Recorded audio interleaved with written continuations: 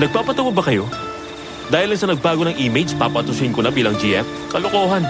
Isa pa, malabong magbago ng image niya yan. Uy, Maki. Hala ka. Baka kapag biglang gumanda yan si Sharon, mabebote nga ka. Ikaw din, nasa huli ang pagsisisi. Anong pagsisisi ka dyan? Anong masama sa sinabi ko? Ikaw? Sharon?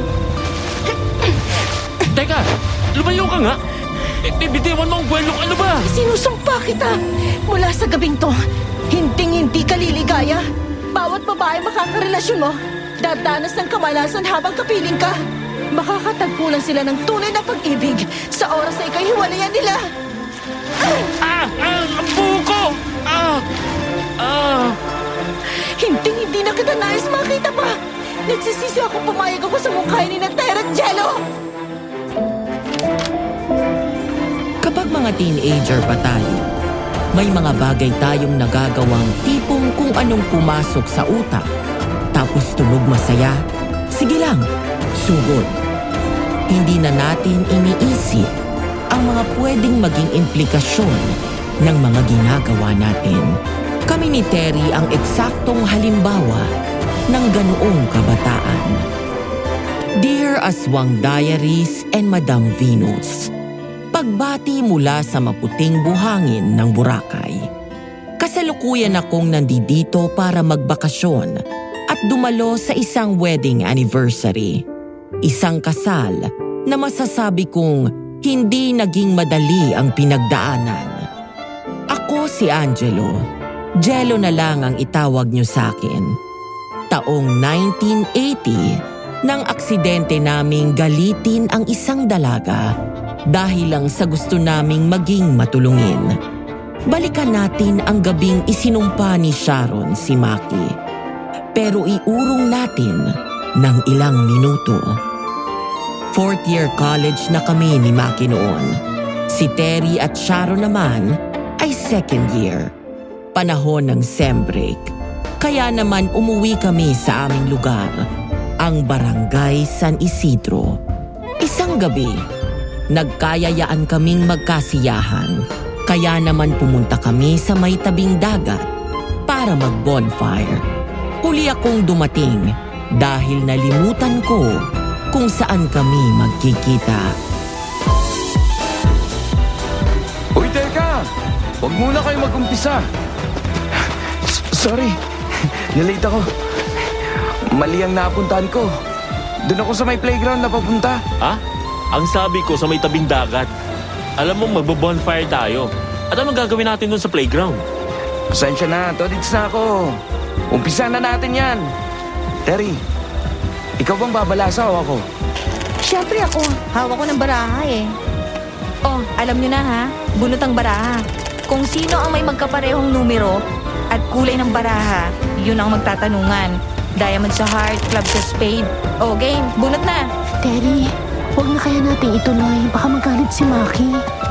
Huwag kang mag-alala. Stay put ka lang dyan. Kami ni Jellong bahala. Di ba, Jello? Tayo pa ba? Yakang-yaka! Tsaka para hindi ka na panayligaw tingin kay Maki Boy. Basta kapag magkaharap na kayo sa upuan, itanong mo ng gusto mong itanong. Magaling namang makisakayan. Isang di ganon kainosenteng laro. Pero wala namang balak na kahit na anong nakakasakit. Yun ang larong plinano namin nung gabing yun. Nagkasundo kasi kami ni Terry na tulungan ang kaibigan niyang si Sharon na mapalapit kay Maki. Pero hindi pala ganon kadali. Dahil sina Terry at Maki ang nakakuha ng magkaparehong baraha. Without knowing any better, itinuloy pa rin namin ang balak namin. Anak ng tokwa, tayo pa nga. Ano sa tingin mo, Terry? Itutuloy ba natin to o ipasa na lang natin sa iba? Ituloy na natin. Nakaupo na ako dito, oh. Akin pa ang mas mataas na suit. Nasa akin ang 7 diamond. 7 hearts lang ang iyo. Kaya ako magtatanong. Katuwaan na, oh. Naduduwag ka? Parang tanong lang. Sus, minali ko nga lang ang exam ni Attorney Cruz. Asahan mo pa akong urungan ng buntot sa kalukuang tanungan na yan? O heto na, nakaupo na ako. Magtanong ka na, Terry. Anong masasabi mo tungkol kay Sharon? Ha? Sinong Sharon? Ano ba? Si Sharon yung kaibigan kong maganda. Yung laging nakaitim? Yun nga. Okay naman siya. Tama ka, maganda nga siya. Ano ngayon? Kung sakali bang magbago siya ng image, papasa siya sa'yo? Papasang ano? Girlfriend, Shota! Gia? Nagpapatawa ba kayo? Dahil lang sa nagbago ng image, papatusin ko na bilang Gia? Kalokohan! Uy, Maki! Hala ka! Baka kapag biglang gumanda yung si Sharon, mabebuti nga ka. Ikaw din, nasa huli ang pagsisisi. Anong pagsisisi ka dyan? Anong masama sa sinabi ko? Ikaw! Ha? Hindi na naituloy pa ni Maki ang sasabihin niya dahil bigla na lang ay nilapitan siya ni Sharon at kinwelyuhan. Nangingilid ang luha ni Sharon habang punong-puno ng puot ang mga mata niya na nakatitig kay Maki. Sabay kami ni Terry na tinawag ang pangalan niya. Sharon?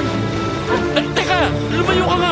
Bitiwan mo ang kwelyo ko! Ano ba? Sinusumpa kita mula sa gabing to. Hindi ka liligaya. Bawat babae magkakarelasyon mo, dadanas ng kamalasan habang kapiling ka. Makakatagpo lang sila ng tunay na pag-ibig sa oras na ikaw ay hiwalayan nila. Ay! Aray!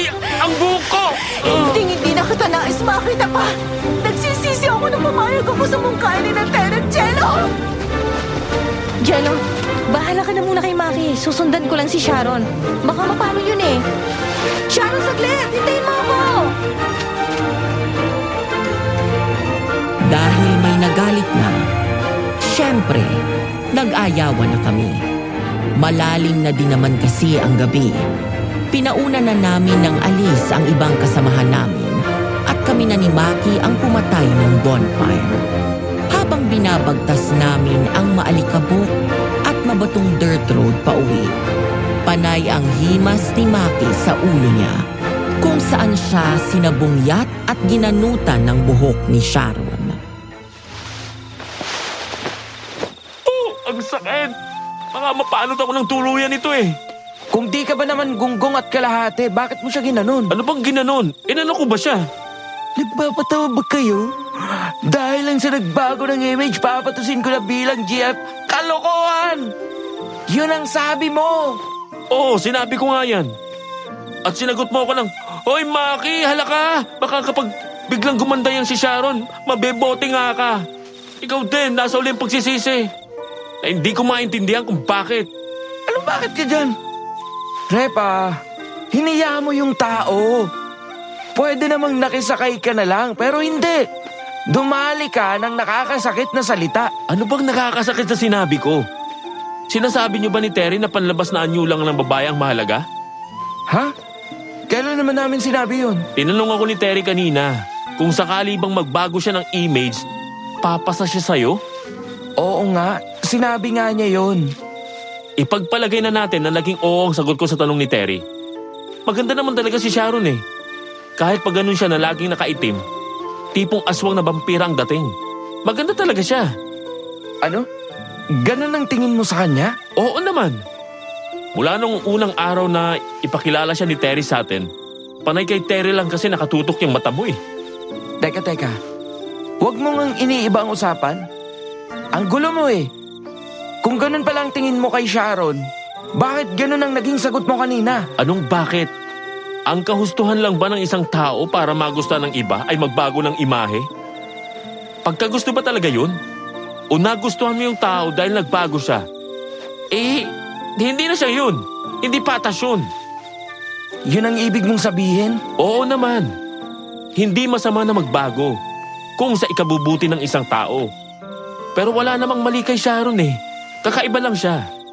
Hindi niya kailangang maging ibang tao o magkaroon ng panibagong imahe para lang magustuhan siya. Ganon? Oo. Ang kailangan niya ay yung tao na handang tanggapin kung ano siya at sino siya.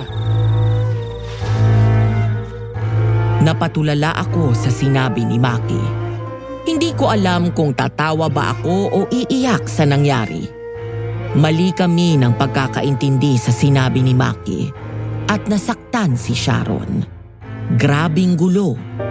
Isinumpa pa ni Sharon si Maki. Paano kung tumalab yun? Paano na si Maki? Balita pa naman na aswang namang kukulam si Sharon. Naputol ang pag-iisip ko at napapitlag nang maramdaman ko ang pagtapik ni Maki sa aking balikat. Jello, Ano yun? Bakit? kanina po may palihim na sumusunod sa atin ha. Huwag kang magpapalata na nakatunog tayo. Sino kaya yan? Hindi ko alam. Ang mabuti pa, manakbo na tayo. Baka mamaya, Repa, parang papalapit yung kaluskos. tayo na Jello. Manakbo na tayo! Ay! Aswang! Biglang may tumalon sa harapan namin na isang nilalang na walang ibang salita upang ilarawan kung hindi aswang. Mahubog ang katawan na may pares ng dibdib katulad ng sa babae at may puwitang mahaba kung saan nakakabit ang 4 na paa. Berde ang katawan nun at may pares ng bias na matutulis. Isa yung dambuhalang praying mantis pero may ulo at hubog ng babae. Akmang susugudi na kami nung aswang nang biglang sumulpot si Mang Crisanto at binatuyon ng boteng may lamang kung anong likido. Dumapa kayong dalawa! Tayo na, bilis! Abang hindi pa nakakagalawang aswang. Ayun lang ang sasakyan ko. Salamat po, Mang Crisanto. Sa kanang pasasalamat kapag nakalayo na tayo rito. Sumakay na kayo rito sa pick-up. Bilis! Saan pa kayo galing dalawa? Gabing-gabi na. Alas 11 na, oh. Galing ho kami sa dalampasigan. Nagkasiyahan lang. Sem break kasi. Sabi namin, makapaglibang naman. Libang?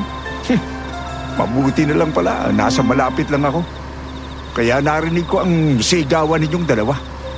Kung hindi lang pasaway itong pantog ko, abay, naging hapunan na kayo ng mandarangkal. Nang ano po? Mandarangkal? Praying mantis? Oh, anong ipinagtataka mo, Jello? Eh di ba't yun mismo ang itsura nun? Dangan niya lang at may malindong na hubog ng katawan na katulad ng sa babae, ang aswang na yon. Para sa kalaman ninyo, mandarangkal ang tawag doon. Parang ngayon ko lang ho nalaman na may aswang sa lugar natin, Mang Crisanto. Marami tayong kakaibang kapitbahay dito, Maki. Aswang, mangkukulam, engkanto. Ano, po? Itanong nyo pa sa lola Guada nyo. Dati nga may sirena pang lumalabas dyan sa dagat natin. Pero parang ngayon lang uli ako nakakita ng aswang na nangatake ng tao. Edad 19 kami noon. Madaling tatyahin o hindi kaya ay tawanan ang sinabi ni Mang Crisanto. Yun ay kung hindi namin harapang nakita yung aswang. Hindi pa nawawala ang panginginig ng tuhod ko nang huminto ang sasakyan ni Mang Crisanto sa harap ng bahay ni Lola Guada. Lola siya ni Maki at ampun lang ako. Pero patas ang trato niya sa aming dalawa ni Maki na siyang tunay niyang apo. Nandito na tayo sa bahay nyo. Yan ang lola Guada nyo. Lucio, butit nakita mong mga yan. Alalang-alala ko. Akala ko kung ano nang nangyari. Muntik na nga eh. Butit narinig ko ang hiyawan ng mga yan eh.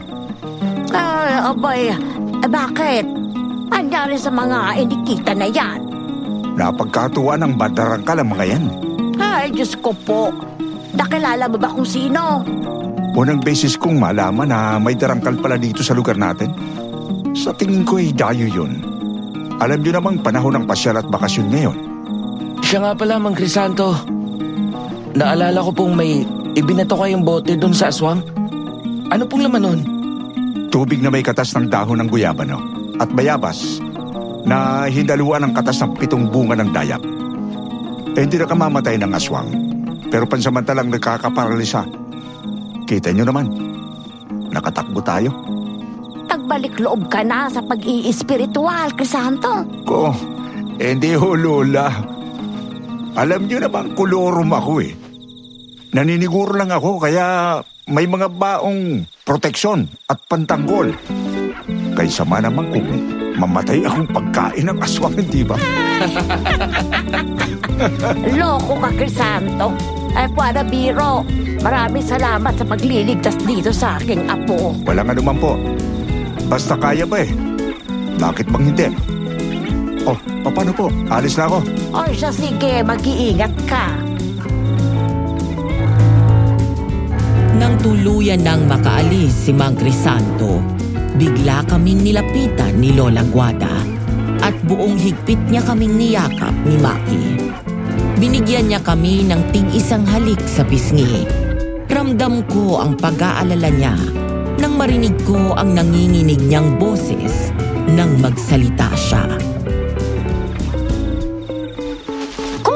Mga apo, mag-iingat kayo sa susunod, ha?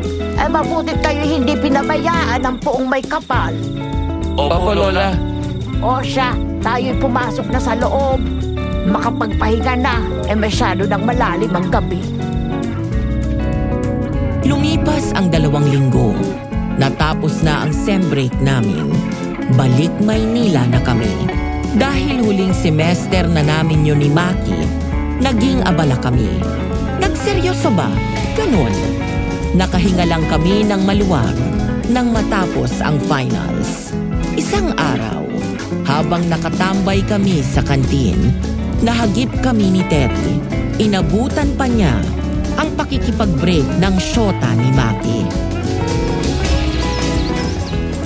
Uy, Sally, ayos ka lang ba? Etong panyo, oh. Magpunas ka. Nakikipag-break ka na?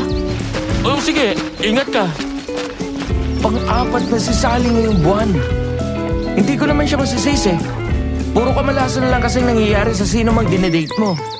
O kaya nagiging syota mo kapag kasama ka. Nagkataon lang yun. Wala akong kinalaman doon. Talaga. Pero kapag di kayo magkasama, hindi naman siya nadadapa. O kaya natatapunan ng kung ano nang walang dahilan. Kagaya kanina. Wala akong alam sa sinasabi mo. Alam mo, parang gusto ko na maniwala na tumalab talaga yung sumpa ni Sharon sa'yo eh. Palagay ko nga. Terry? Kumusta mga kolokoy? Mamarcha ba kayo? Oo naman. Ha? Ako pa ba? Talagang iiwanan ninyo ako? Nakakalungkot naman. Sukat ba namang 2 taong ka nagpabaya? Naiwanan ka tuloy namin. Wala eh. Mahirap kasing sitwasyon ko. Di bale, di ka naman nag-iisa. Nandiyan naman si Sharon. May makakasama ka. Si Sharon? Di niyo alam, no? Ang alin? Wala na siya dito. Lumipat na siya ng ibang university. Pagkatapos ng sem break natin, hindi na siya bumalik dito. Hindi na namin nakita pa ulit si Sharon.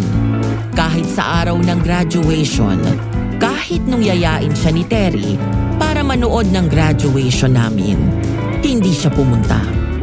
Nang makagraduate kami, umuwi ako ng San Isidro para tumulong sa bigasan at supermarket ni Lola Guada. Si Maki naman, 8 taong nakipagsapalaran sa Maynila. 1 linggo bago ang birthday ni Lola Guada, nagkita-kita kaming 3 sa isang kainan sa May Espanya. Ang lupit naman ng forma mo, ah. Saan ang burol? Gonggong! Burol ka dyan. May inasikaso akong kliyente ni Lola Guada sa may ermita. Aha, naningil ka. Mapera ka ngayon kung ganon.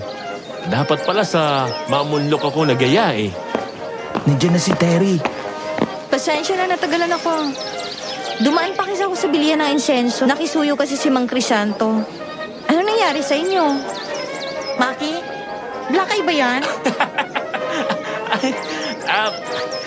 Oo. Hulaan ko. Sinundo ka ng latest ex mo, no? Ano ba yan, Maki? Pang-ilan na ba yan? Ayaw mo naman kasing seryosohin ang pakikipagrelasyon. Terry, Siniseryoso kong bawat relasyon ko. Talaga lang, ewan ko ba. Sabi niya, isa daw akong magandang sumpa.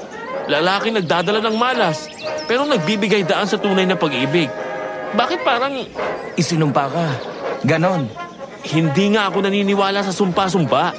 Tinatablan lang ng ganyan ang mga taong gumagawa ng masama o yung naniniwala at tinatanggap ang masamang intensyon ng nanumpa. May alam ka pala sa espiritual? Wala. Narinig ko lang minsang nag-uusap si Lola Guada at si Mang Crisanto. Hayun, si Mang Crisanto. Ano kaya kung umuwi ka sa San Isidro? Baka matulungan ka niya, Maki. Kolorom namang gagamot yun eh. Ha? May naiisip ka pa bang iba na pwedeng makatulong sa'yo?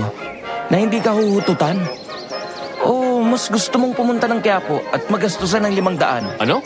500? Sobra naman yun. Uwi? O Quiapo? Oo, uwi ako. Sumabay ka na sa amin ni Terry. Nasa San Isidro na din si Terry? Oo, mag-aanim na taon na. Assistant ako ni Mang Lucio. Mananahi ka na ngayon? Tapos ka ng commerce, di ba? Magkakapareho tayo ng kurso nila Jello. Pakatapos ko makagraduate, 2 taon akong kumuha ng vocational dressmaking. Minsan kami nagkasalubong ni Mang Lucio sa Luneta. Inanyayahan niya ako maging assistant niya. Paano? Ikaw na lang ang kulang. Oo, sige. Uwi na ako sa San Isidro. Asahan niyo ako sa birthday ni Lola Guada. May 3, 1988, Martes.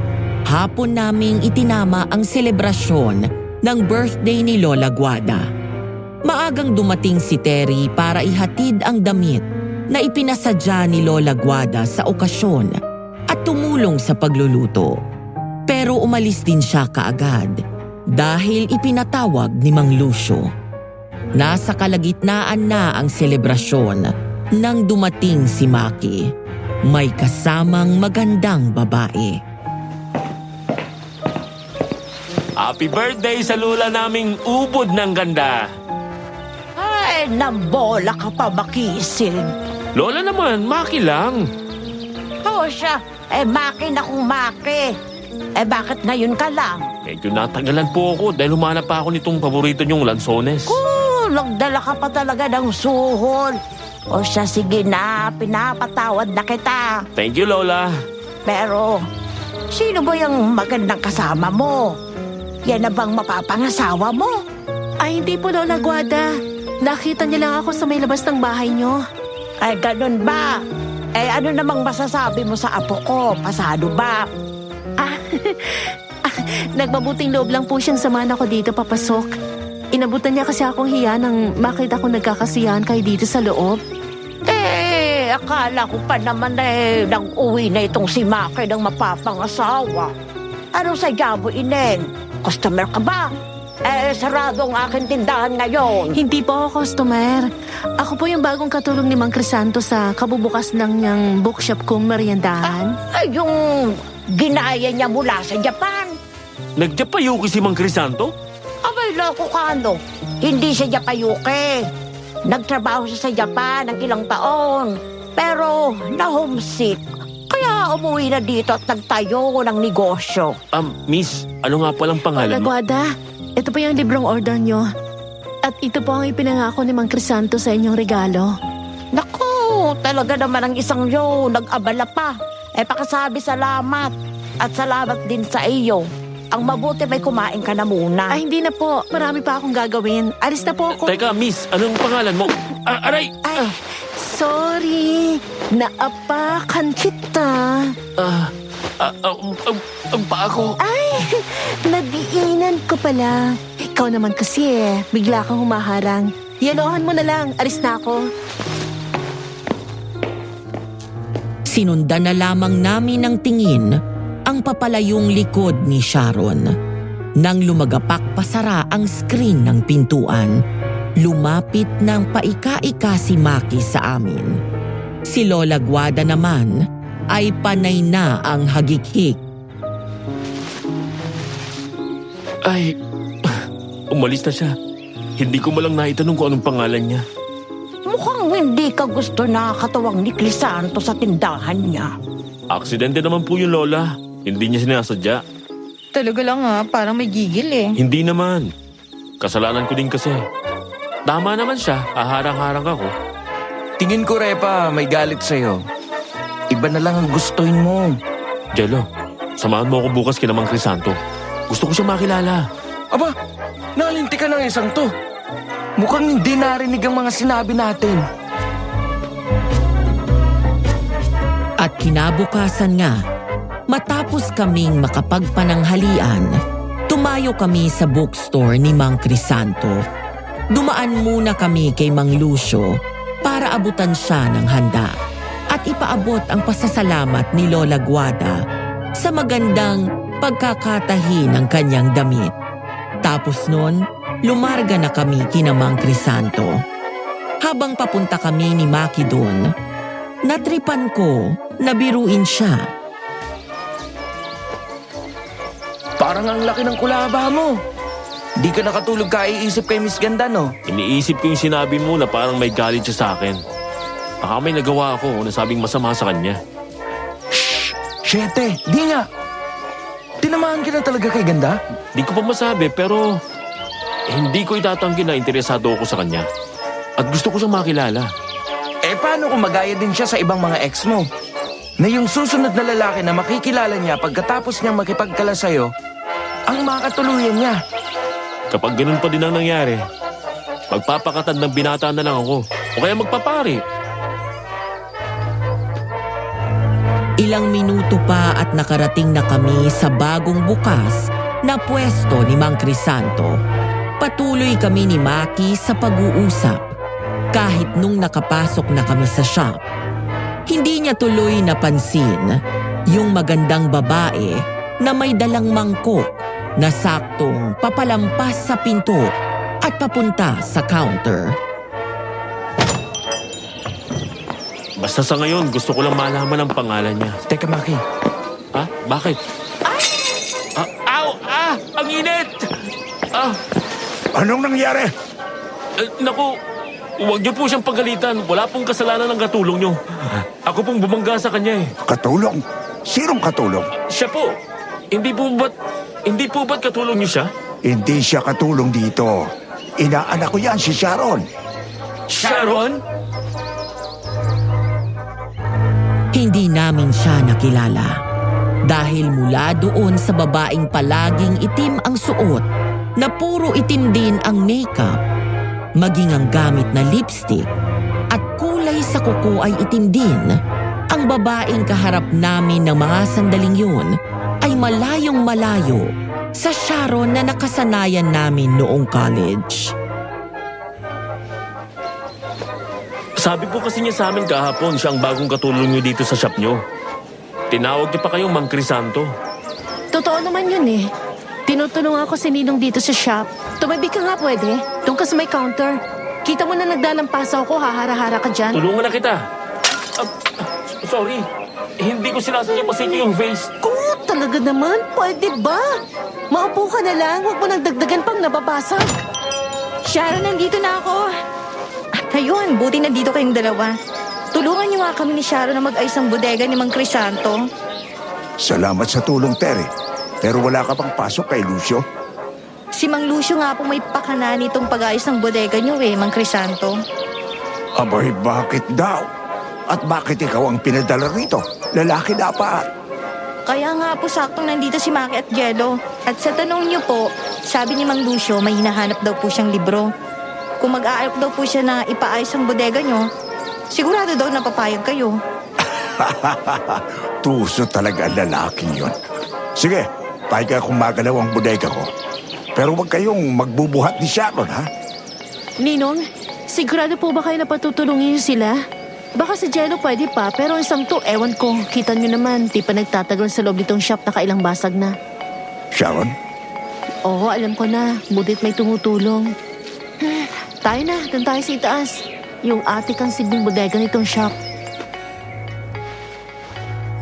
Pagdating namin sa tinatawag niyang attic, sinalubong kami ng amoy ng lumang libro at alikabok na parang galing pa sa buhangin na nilakara ni Magellan. Ito namang si Maki, hindi hindi nakapagpigil magkomento. Nalimutan yatang kaya kami pumayag tumulong ay para makita ni Sharon na mabuti siyang tao.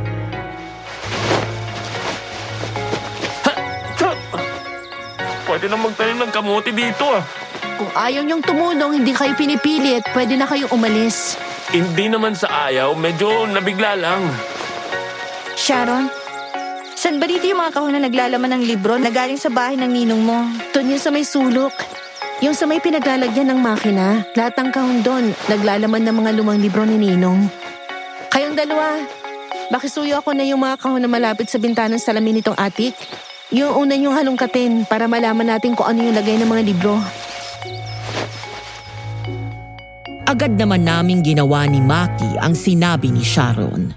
Yun nga lang, dahil sadyang may pagkaloko kaming dalawa, hindi namin naiwasan na haluan ng kaunting biruan ang ginagawa namin.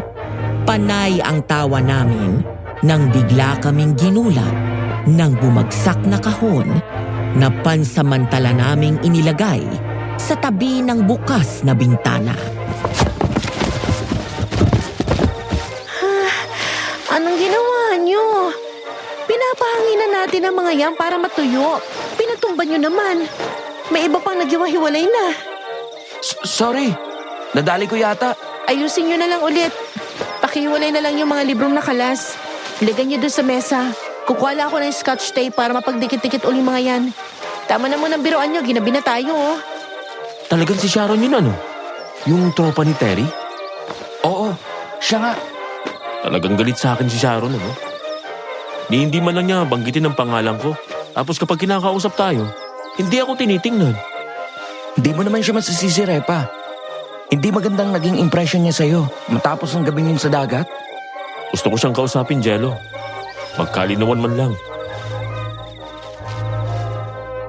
Nung tinignan ko si Maki, larawan siya ng tuta na nakababa ang tenga. Yung tipong malungkot na alaga dahil ayaw pansinin ng amo. Bibiruin ko sana siya tungkol doon nang biglang... Yes! Nya! Anong problema niyong dalawa? Bakit kayo sumigaw? Bigla kang sumigaw eh. Nasaan si Sharon?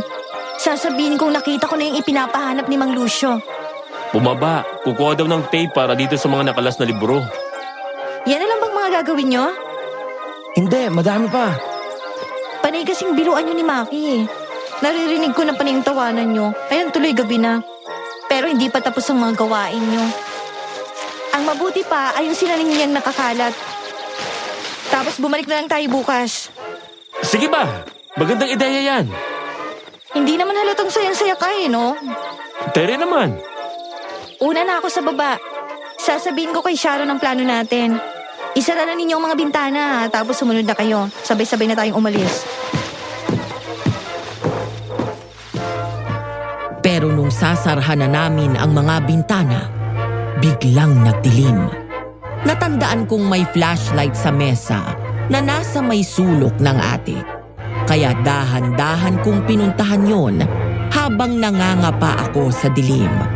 Pero bago ko pa nakuha ang flashlight, napalingon ako nang narinig ko ang boses ni Maki. Anong nangyari? Bakit nagdilim dito sa kwarto? Siyempre, brownout. Anong klaseng tanong yan? Bakit may liwanag akong nakikita sa poste? Ha? Oo nga no. Maki, parang may tao sa sanga ng puno. Saan? Aling sanga? Ayan o. Yung nakayungyong, malapit sa salaming bintana. Inang ko po. Ayan na, lumapit na. Jello, manakbo na tayo! Delikado tayo! Sa pagmamadali naming makaalis, nagsalabid ang mga paa namin ni Maki at tuluyan kaming nadapa sa lapag. Pagapang kaming pumunta sa pinto. Pero nung makakalabas na kami, nakarinig kami ng lagabog, kasunod ng ungol na animoy humahagikik. Kinakabahan kaming napalingon at tuluyang napahiyaw sa aming nakita. Sa pag-aakalang katapusan na namin, Napapikit kami habang humihiyaw. Hinintay na lang namin ang paglapa sa amin ng aswang. Pero hindi yun dumating. Aswang! Mamamatay na tayo! Matatagpuan nila ang lunay-lunay natin mga katawan! Hindi na ako makahingi ng tawad kay Sharon. Mamamatay na akong single. Yeah! Katapusan na natin! Hoy! Ano't naghihiyaw kayong dalawa dyan? Nasa lapag pa kayo at magkayakap. Nasaan na yung aswang? Ano? May aswang ho dito kanina, isang mandarangkal. Nandiyan ho sa sanga ng puno kanina, tapos bigla na lang tumalon dyan sa bintana. Lalapain po kami. Wala akong ibang inabutan dito kung hindi kayong dalawa. Nakalupasay dyan sa lapag, magkayakap at naghihiyaw sa dilim. Ha? Maliwanag na. Natural. Sinindihan ko tong ilaw, oh. Aling Agata, pasuyo ho. Tigilan na ninyong pagpatay sindi ho ng ilaw. Naintindihan na namin na sinindihan nyo ang ilaw kaya lumiwanag. Kakoy, baka hindi pa. Pwede ko namang ulit-ulitin pa eh. Wag na ho. Nakakahilo ho eh. Ano ang ginagawa nyo pala dito? Galing ako sa Lola Guada ninyo. Umorder ako ng ilang case ng grande dahil birthday ng Shota akong balikbayan bukas. Nakisuyo ang lola ninyo na dumaan ako dito kina Crisanto para tingnan kung ano nang nangyari sa inyo. Naku, si Lola nga pala. Hindi tayo nakapagpaalam.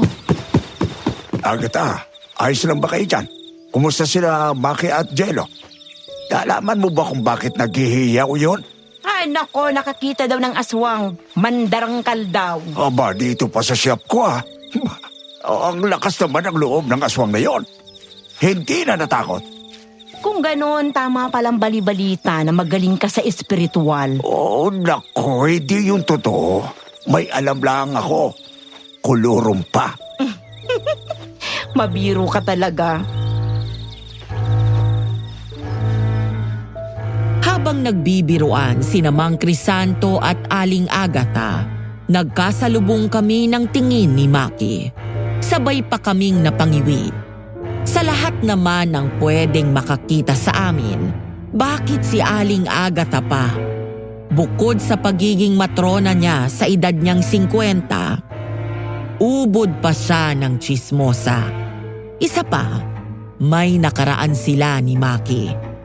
Paano? Second year college na kami nang mapadpad sa barangay San Isidro si Aling Agata. Marso 1978 noon. Terry! Dito ka pala nakatambay sa tindahan ni Aling Sonia. Hinahanap kita kanina pa. Anong ginagawa mo rito? Ang init oh. Matutorta ka niyan. Pinapanood ko yung bagong lipat sa bahay ni Aling Tina. Ayun oh, nagbababa ng gamit. Bakit nyo nga pala ako hinahanap? Nagluto si Lola Guada ng biko. Baka daw gusto mo. Ay, hindi ko tatanggihan yan. Anong tinitingnan mo, Terry? Ha? May naiwala ka ba? Iniisip ko lang kung bakit hindi mo kasama si Maki. Ang totoo kasi niyan, Agata, saan ko dadalhin itong banga? Sa kwarto ko yan, Maki! Hindi ako makapaniwala. Ang tindi din naman ni Maki, ano? Ang laki ng tanda ng aling yun sa kanya. grabe kang makaali. Ang bata pa niya. Parang late 20s lang naman siya eh. Tsaka sa pag-ibig, age doesn't matter, sabi nga nila. Ay, nako. Kailan niyo ba nakilala yung babaeng yan? Kung makapagtanggol ka naman, parang close kayo ah. Nung isang linggo, wala ka nun eh. Dumating si Ate Agata kina Lola Guada. Namili ng ilang sako ng bigas. Tapos, nagtanong kung may ipinagbibili bang property dito. Huhulaan ko. Saktong ibinibenta ni Aling Tinay ang bahay niya. Si Aling Tinay na hindi na napagkikita dito. At basta na lang napabalita na nag-abroad na daw. Bakit parang pakiramdam ko may lihim kang galit kay Ate Agata? Nagsiselos ka gawa ni Maki? Ayaw ko man, nakaramdam ako ng inggit kay Maki nang sabihin ko yun. Nasa kaibigan ko na ang lahat. Mayaman, matalino, gwapo, may pamilya. Pareho nga kaming ulila, Pero buti pa siya'y may lola. Ako, inampun lang. At yung babaeng gusto ko, sa kanya pa may gusto. Pero mukhang mali yata ako dahil humahalakhak ng parang nanunuya si Terry sabay pitik sa noo ko. Aray naman! Para saan ba yun? Alam mo, Jello, gusto ko isaksak mo ito sa kukote mo, ha? Hindi ko type yang si Makisig.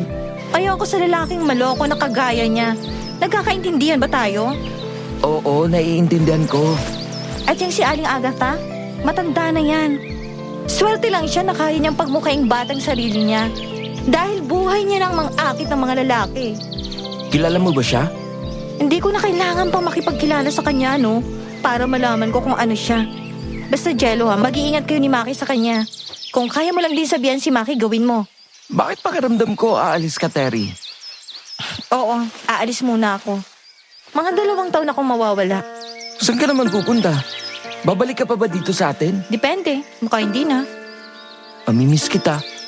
Mahihirapan naman ako niya na hindi bumalik. Pues, hindi ko babawiin ang sinabi ko. Para makonsensya ka at mapilitan kang bumalik. Lumipas ang 2 taon at nag-1980 na. Humaling pa din si Maki kay Aling Agatha. Na nooy, Ate Agatha pa ang tawag namin. Dahil buong akala naming 2, malapit lang ang pagitan ng mga edad namin. Hanggang sa isang araw, kinausap ako ni Lola Guada. Nag-aalala na siya para kay Maki. Bihira na din kasi namin siyang makita sa bahay. Umuuwi lang siya para matulog, kumain at maligo. Maki! Jello! Kayo na ba yan?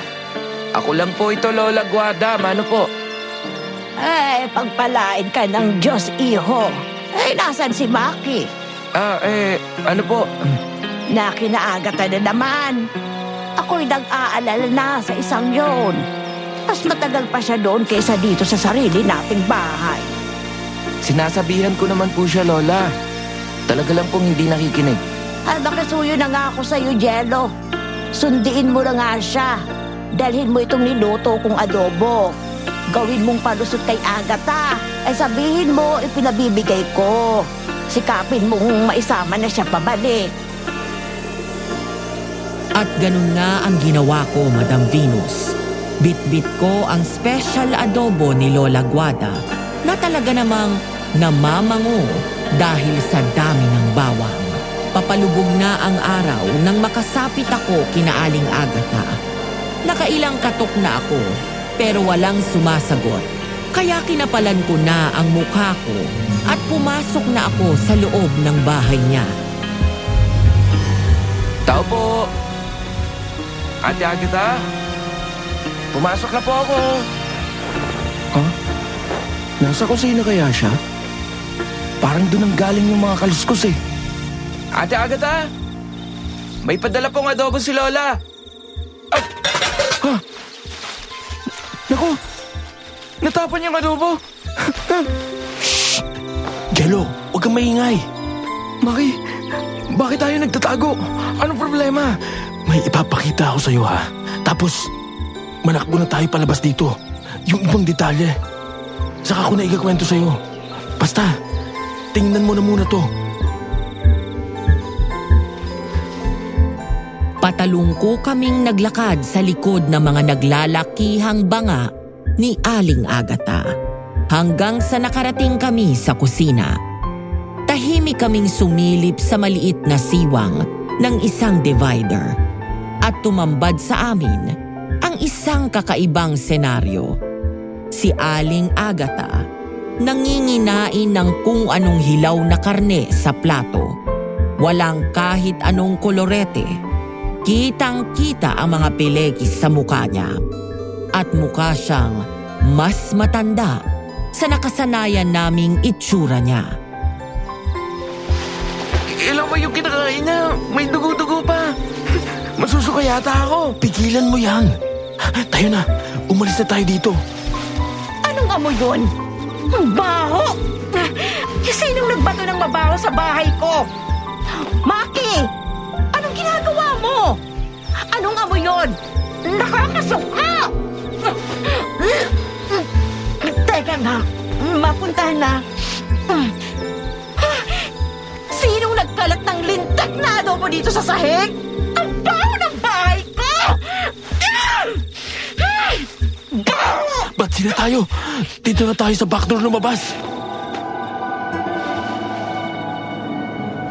Habang nagwawala si Aling Agatha dahil sa tumapon na adobo sa sahig niya, pumuslit kami ni Maki sa likod bahay niya gamit ang pintuan sa kusina. Pagkatapos ay kumaripas kami ng takbo palayo sa bahay ni Aling Agatha dahil alam naming mag-aalala si Lola kung makitang tarantang-taranta kami. Napagdesisyonan naming dalawa na gamitin ang mahabang daan pauwi para kumalma kami. Habang naglalakad, ikinuwento ni Maki sa akin kung anong nangyayari. Naknangkaw ko. Ginabi na pala tayo. Madilim na. Dito pa tayo sa daang malayo na padpad. Pauwi na din naman tayo eh. Nag-detour lang tayo para hindi makita ni Lola na para tayo mga timang na takot na takot. Ano ba yung nakita natin? At bakit ka nagtatago kanina? Jello, sa tingin ko, nagkamali ako na lang din si ate. Aling Agatha. Aling Agatha na ngayon at hindi na ate. Anong nangyari? Tama kayo na babala ni Terry sa akin. Hindi totoo ang akala kong konti lang ang tanda niya sa akin. 40 na siya, Jello. Ha? Ganito kasi. Ayon kay Maki, pumunta siya kay Aling Agatha kagaya ng nakasanayan na niya. Nadatnan niya na abala si Aling Agatha sa kusina. Kaya napagdesisyonan niya na manatili sa salas at gumawa muna ng assignments. Kaso mo naman, nung nakaupo na siya sa sofa, may kahon siyang inabutan doon. Dala ng kuryosidad, binuksan niya yon at inuriran. Agatha, nandito na ako. Nasaan ka? Nandito lang ako sa may kusina. May inaasikaso lang ako saglit. Relax ka lang muna dyan. Oo, sige. Gagawa na lang muna ako ng assignments ko. Ha? May kahon? Ano kaya to? Baka sorpresa sa akin ni Agatha. Ang sweet niya naman. Masilip nga. Tapos magkukunwari na lang ako mamaya na hindi ko pa alam. Tama si Maki. Naglalaman ng sorpresa yung kahon. Pero hindi yung uri ng sorpresa na nakakapagpasaya, kundi yung uri na magbibigay ng pagkabigla. Anong mga to? Bakit ang daming larawan ng mga lalaki? At birth certificate? Saglit lang ha, Maki. Oo, ayos lang ako dito. Kung ganun, 40 na si Agatha. Papasa na siyang airmats ko. Teka nga, mapunta na nga siya sa kusina. Kakausapin ko siya tungkol dito. Ha? Anong ingay yun? Si Agatha bang malakas ngumuya na yun? Nasa ganung sitwasyon si Maki nung dumating ako na may dala-dalang adobo. Sabi niya, kaya niya ako pinigilang mag-ingay ay dahil sa hindi niya alam kung anong magiging reaksyon ni Agatha kung sakaling bigla akong makita na nandun. Idagdag pa yung pagkagalit niya ng sobra dahil sa natapong adobo sa sahig ng bahay niya. At yon ang mga nangyari na naging dahilan kung bakit naglalakad kami pauwi sa dirt road. Tapos nung sumilip ako ng dahan-dahan, nakita ko si Agatha. Sarap na inuupakan yung hilaw na kung ano na nasa plato niya. At ay yata yun. Patakbo na ako pala yun nung mabunggo kita. Baka beauty regimen niya yun. Balita ko, kaya daw mukhang bata ang mga Hapon. Dahil sa pagkain ng hilaw. Nasaan magbata sa itsura ni Aling Agatha? Kita mo naman kanina. Tambak ang pleges. At kita mga kulubot sa mukha. Alam bang pumasok sa isip ko at sinuota ko yun? Isa akong malaking gunggong. Ano nang balak mo ngayon? Ano pa nga ba? Makikipagkalas na ako. Wala akong balak na patuloy syutahin. Ang nanay ko na. Sasagot sana ako sa sinabi ni Maki nang gulatin kami nang biglang kaluskos sa may talahiban. Isang babaeng weirdo na nakaitim ang lumabas doon at may hawak na pala. Nung tuluyan siyang makalabas sa talahiban, sinalubong niya kami ng simangot, sabay sabi ng, Anong tinitingin-tingin nyo dyan? Gusto nyong ilibing ko din kayo? Teka, miss. Napatingin lang naman kami. Hindi normal na may babaeng may dalang pala at lumalabas mula sa talahiban. Lalo at ganitong malalim na ang gabi. Sharon, okay na ba? Alis at... Ay! Anong ginagawa yung dalawa dito? Terry! Kailan ka pa nakabalik? Nito lang, sabi kami ni Sharon na dumating sa San Isidro. Sinong Sharon? Ito, si Sharon. Pamangkin siya ni Mang Crisanto.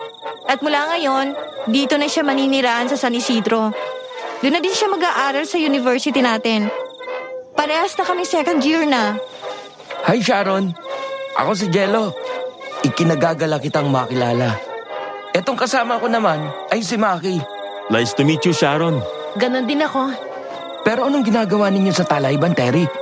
Gabi na. Naglibig lang kami ng mga hayop. Namatay kasi yung mga alaga ni Ninong. Ah, ganun pala. Ang mabuti pa, umuwi na tayo. Oh, may gagawin pa kayong dalawa dito? Hindi, wala na. Tayo na kung ganon. at ganon natapos ang relasyon ni Maki kay Aling Agatha at kung paano naming nakilala si Sharon na bagong salta lang sa lugar namin. Na matapos ng gabing yun, sa di namin maipaliwanag na dahilan, kumalat sa lugar namin na isang aswang at mangkukulam si Sharon. Balik na tayo sa 1988, kung saan nasa atik kami ng shop ni Mang Crisanto at nakangiwi kaming pinapanood ang biruan ng dalawang Thunders. Siya nga pala, Crisanto. Butit nagbago na yung inaanak mong si Sharon, ano? Eh dati, bihis mangkukulam siya, di ba? Palaging nakaitim, pati kolorete sa mukha, at kulay sa kuko ay itim. Nabalita pa nga siyang aswang na vampira, di ba? Isang walang basihang alingasngas lang naman yun. Hanggang ngayon nga, inaalam ko kung sinong salbahe ang nagpapakalat nun. Oo, lintik lang ang walang ganti. Oo naman. Kapag nahagip mo, wag na wag mong patatawarin. Yun ay kung hahagip mo. Magaling magtago ang mga ganun eh. Alam mo ba, Agatha? Hindi habang buhay nakapagtatago ang mga gumagawa ng masama. Sabi nga nila, no? Ninong, nakapagsara na po ako. Nakauwi na din si Terry. Aning Agatha, nagdito pala kayo? Oo, kanina pa. Parang di ko kayo napansing pumasok. Saan ako kayo dumaan? Sa pinto, natural. Eh, alam nga namang nanulay sa sanga. Ah, ganun po ba? Akala ko nanalong kayo hanggang sa makapasok kayo ng bintana. Sharon, tama na yan. Dumating si Agatha kanina nung lumabas kayo ni Terry. Mang Crisanto, uuwi na ho kami. Babalik na lang ho kami bukas para tumulong ulit dito sa pag-aayos ng atik nyo. Sige, sabay-sabay na tayo. Magkaiba ang daan nyo, Ani Agatha. Ako na lang maghahatid sa kanila. Sharon, di na kailangan. Kaya naman namin. Ka nang kumontra. Ano ka ba? Huwag ka nang kumontra. Ayaw mo nun. Makakausap mo siya. Babae no? Paano siya pabalik? Naririnig ko kayong dalawa. Pasensya na. Nag-aalala lang ako. Si Sharon? Hindi nyo kailangan alalahanin ang batang yan. Kaya niya ang sarili niya. Ang dapat yung alalahanin ay yung taong gagalit sa kanya. Pwede mapagpatawad yan. At kagaya nga ng sabi ni Ninong, kaya kong sarili ko. Kaya tayo na. Sumabay sa amin sa paglaba si Aling Agatha at nakita naming may dala pala siyang sasakyan. Inalok niya kaming ihatid pero pasimple kaming sinenyasan ni Sharon na tanggihan namin ang alok niya. Kaya ganon ang ginawa namin. Nung makalayo na si Aling Agatha, nag-umpisa na kaming maglakad pa uwi. Sharon, sa tingin ko, ayos na kami. Nag-aalala lang ako sa'yo. Mag-isa kang babalik at... Katabi lang ng bahay niyo ang bahay na tinutuluyan ni Terry. Sa kanya ako makikituloy ngayong gabi. Ayos na ba? Naibsan na ba ang pag-aalala mo? Oo, salamat. Ang totoo niyan, kaya ako kayo sinabayan pa uwi dahil may naramdaman akong kakaiba kanina nung bumalik ako. O mas tama na may nakita akong iba sa mga aura niya ni Jello. Aura? Nakakakita ka ng aura? Bukas ang third eye ko. Pero hindi kasing lakas ng iba. Gustuhin ko man sarahan, hindi ko magawa. Hindi ko mapasunod. Nakakakita ka ng multo ganon? Nakakaramdam ako. Makakita man ako ng kakaiba, aura lang. At hindi yun mismong anyo ng nilalang. Ano namang kinalaman ng kakaiba sa aura namin sa pag-amin mo na ito? Nagkaroon kayo ng malapitang enkwentro sa aswang kanina. Tama ka. Nangyari nga yung kanina. May mandarangkal na pumasok sa atik kanina. Muntik na kaming lapain ng aswang kanina. Sabihin nyo nga sa akin, pang ilang beses nyo nang nakikita ang aswang na yon? Pangalawang beses na yung kanina sa atik.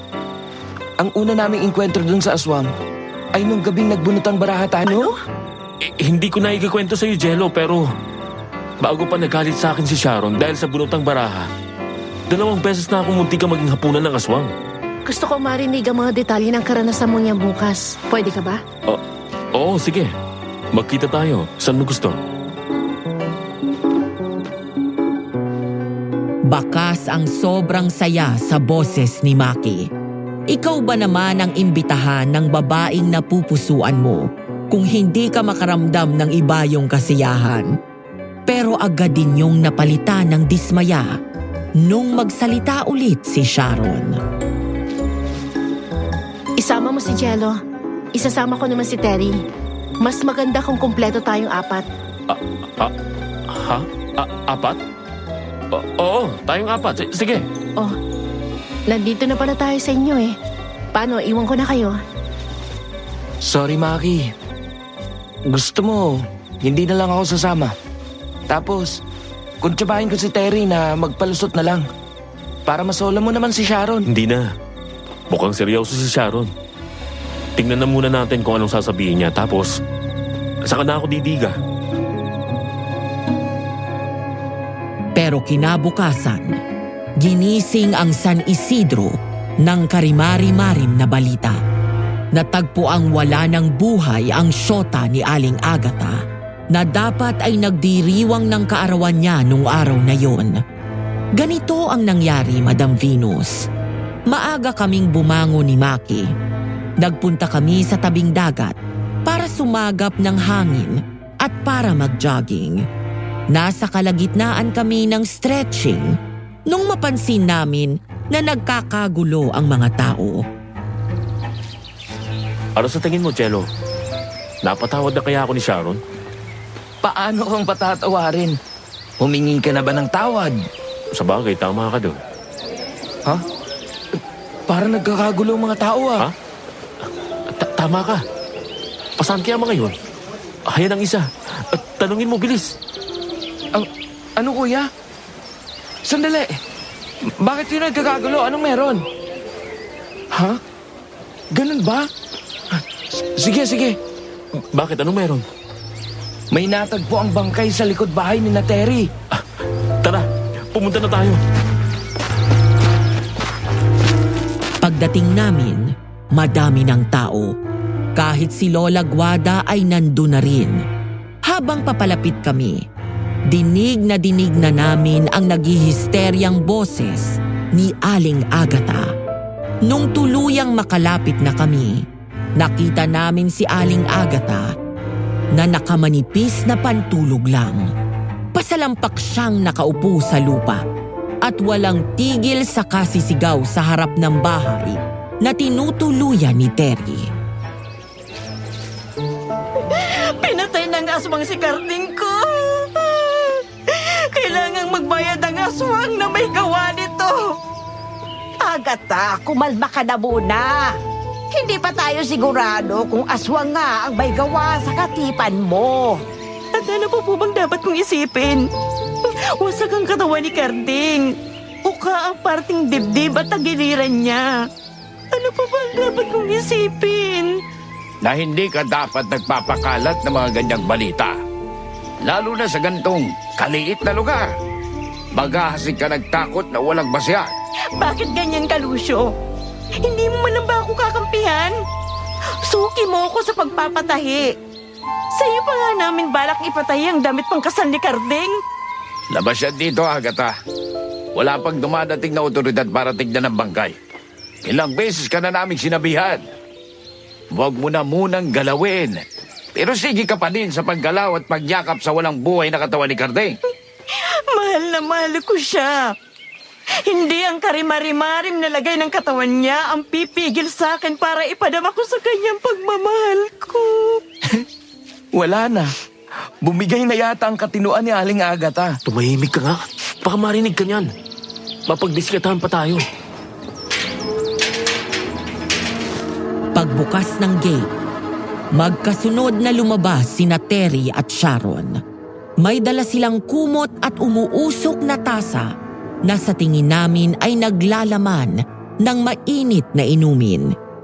Pero paglapit nila kay Aling Agatha, sa halip na pasalamatan ay pinagmumumura sila nito at sinugod ng sampal at sabunot. Aling Agatha, eto pang kumot. Ibalabal ninyo. May kanipisan po ang suot niya. At heto po isang tasa ng mainit na salabat. Mainam na pampainit po ng katawan yan. Aling Agatha! Alam ko kayo ng kaibigan mo may gawa nito. Mga impakta! Bitiwan yung buhok ko! Mga linti kayo? Alam kong isa sa inyo ang pumatay kay Karding ko. O baka nga pinagtulungan niyo pa siyang lapain? Wala kami alam sa sinasabi niyo. Aray ko. Tama na, Aling Agatha. Bakit, Apo? Tumigil ka na, Aling Agatha. Nakakasakit ka na. Maki, naniniwala ka sa akin, di ba? Naiintindihan mo ko. Naiintindihan ko po na masakit mawala ng minamahal. Pero hindi po ibig sabihin nun, may karapatan na kayong malakit ang kapwa nyo. Lalong di tama na mambintang kayo. Pagkatapos nun, binitawan ni Aling Agatha ang pagkakasabunot niya kay Terry. Pumalahaw siya ng matindi at parang nauupos na kandila siyang muling napaupo sa lapag.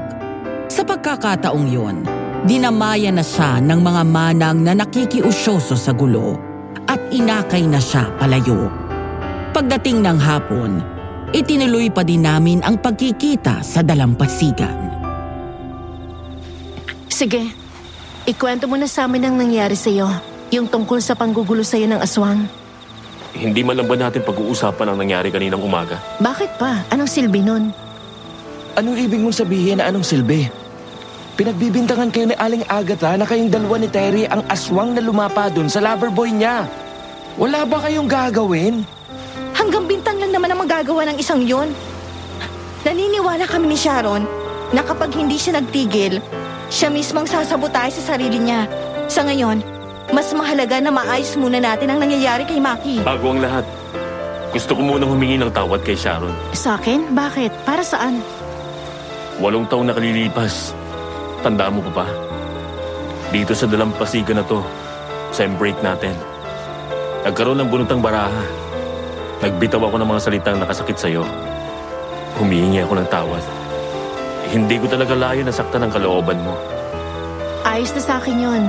Naipaliwanag na din ni Terren tungkol dun. Kahit si Jello ay sinabi na din sa akin kung anong ibig mong sabihin. Mabuti naman. Kung ganon, baka pwede namang hingin ko na sa'yo na bawiin mo ng sumpa mo sa akin. Yun ba? Naniwala ka talaga dun? Kapani-paniwala naman, tsaka ang dami kaya nung buhok na binunot mo sa akin. Huwag kang mag-alala. Walang talab yun. Wala kang dapat ipag-alala. Ngayon nagkapatawaran na kayo, baka naman pwedeng ibahagi mo na sa amin yung sinabi mong engkwentro mo sa aswang. Oo, sige. Ang unang engkwentro ko ay nung nagkabulutong tubig si Jello. Second year college na kami noon. Oo. Naiwan ako dito. At sumunod na lang sa iyo pagaling ko. ganito ang nangyari. Inabot si Maki ng closing ng library dahil sa ginagawang assignment. Paglabas niya, madalang na ang tao. Mga poste na lang ang nagsisilbing tanglaw sa madilim na daan ng campus. Medyo malayo pa siya sa dorms nung makaramdam siya na parang may sumusunod sa kanya. Kaya kinapa niya ang Swiss knife niya sa bag at binuksan yun bago siya huminto sa paglalakad. Sinong nandyan? Hindi ka nakakatawa. Kung mantitrip ka, iba na lang. Wala ako sa mood makipagbiruan. Ito na lang ang matatanggap kong babala. Kapag ako, hindi mo pa tinigilan, pasensyahan na lang. Ano yun? Ungol ba yun? Parang bumibilis ang paggalaw ah. Baka ligaw na hayop. Pero hindi ligaw na hayop ang lumabas mula sa talahib, kundi isang nilalang na animoy halimaw na pinaghalong babae at insekto. Dahil sa takot, ay natumba pa upo si Maki. Para namang natuwa ang nilalang sa nakita. Sinugod nun si Maki at kinubabawan. Gumuhit sa katahimikan ng campus ang hiyaw ni Maki. Halimaw! Tulungan niyo ako! May halimaw dito! Kakainin na ako! Hoy! Anong nangyayari sa'yo? Nakatira ka ba? Nasaan na yung halimaw? Sa tagal kong namumulot ng basura dito, wala ba akong nakitang halimaw? O di kaya'y multo? Pero totoo pong sinasabi ko. Ay nakakubabaw po na halimaw sa akin kanina. Ang mabuti pa, tumayo ka na dyan. Ihahatid kita sa infirmary. Delikado kung iiwanan pa kita. Mamaya'y ang isigaw mo na may nakikita mo si Satanas na nagro-rumba dyan sa harapan mo. Pagdating sa infirmary, ang tanging naging findings kay Maki ay lipas gutom. Kaya kung ano-anong nakikita. Kahit alam ni Maki na hindi yun dahil sa lipas gutom, umuo na lang siya. Kaysa naman, mabansagan siyang nababaliw. Makalipas ang 2 linggo, muling nagpakita ang aswang kay Maki. Sa pagkakataong yun, doon naman sa mismong dorm room niya. Sabi ni Maki, nagkakatakutan sa dorm noon dahil kamamatay lang ng asawa nung landlady. Magandang gabi, Mrs. Chen. Nandito na po ako. Ha? Bakit po parang iilan lang yata kami nandito? Sila takot. Akin asawa multo daw dito. May iba kita siya lakad daw. Kaya iba dormers alis paggabi. Ikaw, di ka takot? Mas takot po ako sa buhay kaysa sa patay. Kaya pong manakit nun eh. Kung totoo man po na nagbumulto ang asawa nyo, di goods.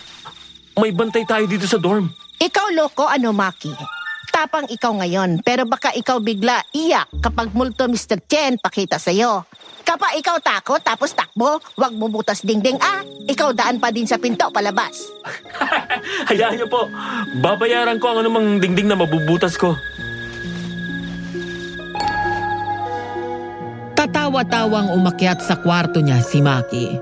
Tapos masaya siyang dumiretso sa banyo, kung saan masaya siyang nakapaligo nang hindi nagmamadali dahil wala siyang masyadong kaagaw. Nagtuyo na siya ng katawan niya nung marinig niya ang langit-ngit ng sahig ng kwarto. Sa pag-aakalang dumating na ang dormmates niya, nagsalita si Maki mula sa banyo. Saglit lang. Nagtutuyo na lang ako. Lalabas na ako dyan. May kinagawa yata mga loko Hoy! May tao dito? Aba, may tigi-isa kayong kaltok sa akin kapag lumabas ako at inabutan ko kayong may ginagawa na kung ano dyan. Nakakarinig ako ng higikik ng babae. Mga loko talaga mga to. Teka nga, makalabas nga. Paktay sa akin ang mga to. Lagot kayo sa akin! Talaga naman ginawa niyo motel yung kwarto, ha? Nawala ang anumang sasabihin ni Maki nung tumambad sa kanya ang gumagawa ng ingay. Hindi yung dormmates niya. Lalong hindi kung sino na may ginagawang makamundo sa kama. Kundi ang nilalang na nakita niya nung ginabi siya sa library. Yung nilalang na kumumbabaw sa kanya.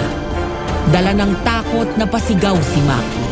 At ang tangka niyang pagtakbo palabas ay hindi natuloy dahil mula sa kama ay tinalong siya ng nilalang at dinaganan. Halimaw! Ah! Tulungan niyo ako! Mrs. Chen! Kahit na sino! Tulong! Ah! Ang bumalik ka sa ibabaw ko! Halimaw ka! Halimaw ka! Ano nangyari dyan, ha? Bakit ka sigaw? Ako na lang susi kwarto. Akin bukas na ang pinto, ha? Mrs. Chen! Bilisan po ninyo! Lalampahin na po niya ako! Mrs. Chen! Ah! Naku po! Kuha ikaw kumot. Ikaw takpan katawan, Maki. Kita kinabukasan niya, oh. Hay nako, sira ang bintana. Ikaw ba yan sira ang bintana, Maki, ha?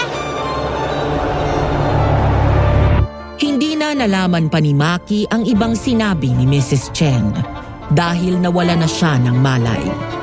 Ikaw ba naman ang bigyan ng tig-isang suntok sa muka at sikmura ng isang mandarangkal? Ewan ko na lang kung hindi ka panawan ng ulirat.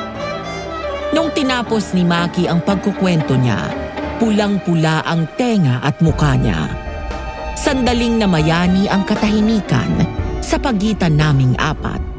Tanging alon lang ng dagat ang maririnig. At yun ang nangyari. Nakita ni Mrs. Chen ang buong kaubadan ko at ng ilang dormmates namin. Dahil sa pakikipagbuno dun sa aswang, nakalasang nakatapis na tuwalya sa balakang ko. Ah, kaya pala may ibang tumatawag sa'yo na Makimola. Nakita na pala nila si The Junior mo na senior ang kargada. Pinaulo ka, Jello, ha? Ngayon, napatunayan ko ng tama ang kutob namin ni Terry. Na ano? Pinupuntirya ka talaga ng mandarangkal na yon. Hindi para kainin, kundi para takutin ka. Torturein, ganon. Tipong may galit sa'yo, ah. Bakit naman ako gaganunin? Para ano? Mabaliw? Pwedeng ganon. O siguro para mabansagan kang baliw. Pansinin mo, bakit parang hinahayaan ka talaga ng aswang na makahingi ng tulong? Tapos, bigla siyang aalis kapag may parating ng mga tao. Tinatanong pa ba yun, Sharon? Siyempre, takot yun. Kasi baka mapagtulong-tulungan siya. Pero bakit hindi niya bitbitin si Maki? O kaya tarakan sa lalamunan gamit ang matatalas niyang bias? O kaya bakit hindi niya agad nalapain si Maki? Hindi naman agad dumadating ang saklolo kapag nagsisigaw siya ng tulong. Ngayong pinansin mo yan. Oo, tama yan. Iniisip ko din kung bakit eh.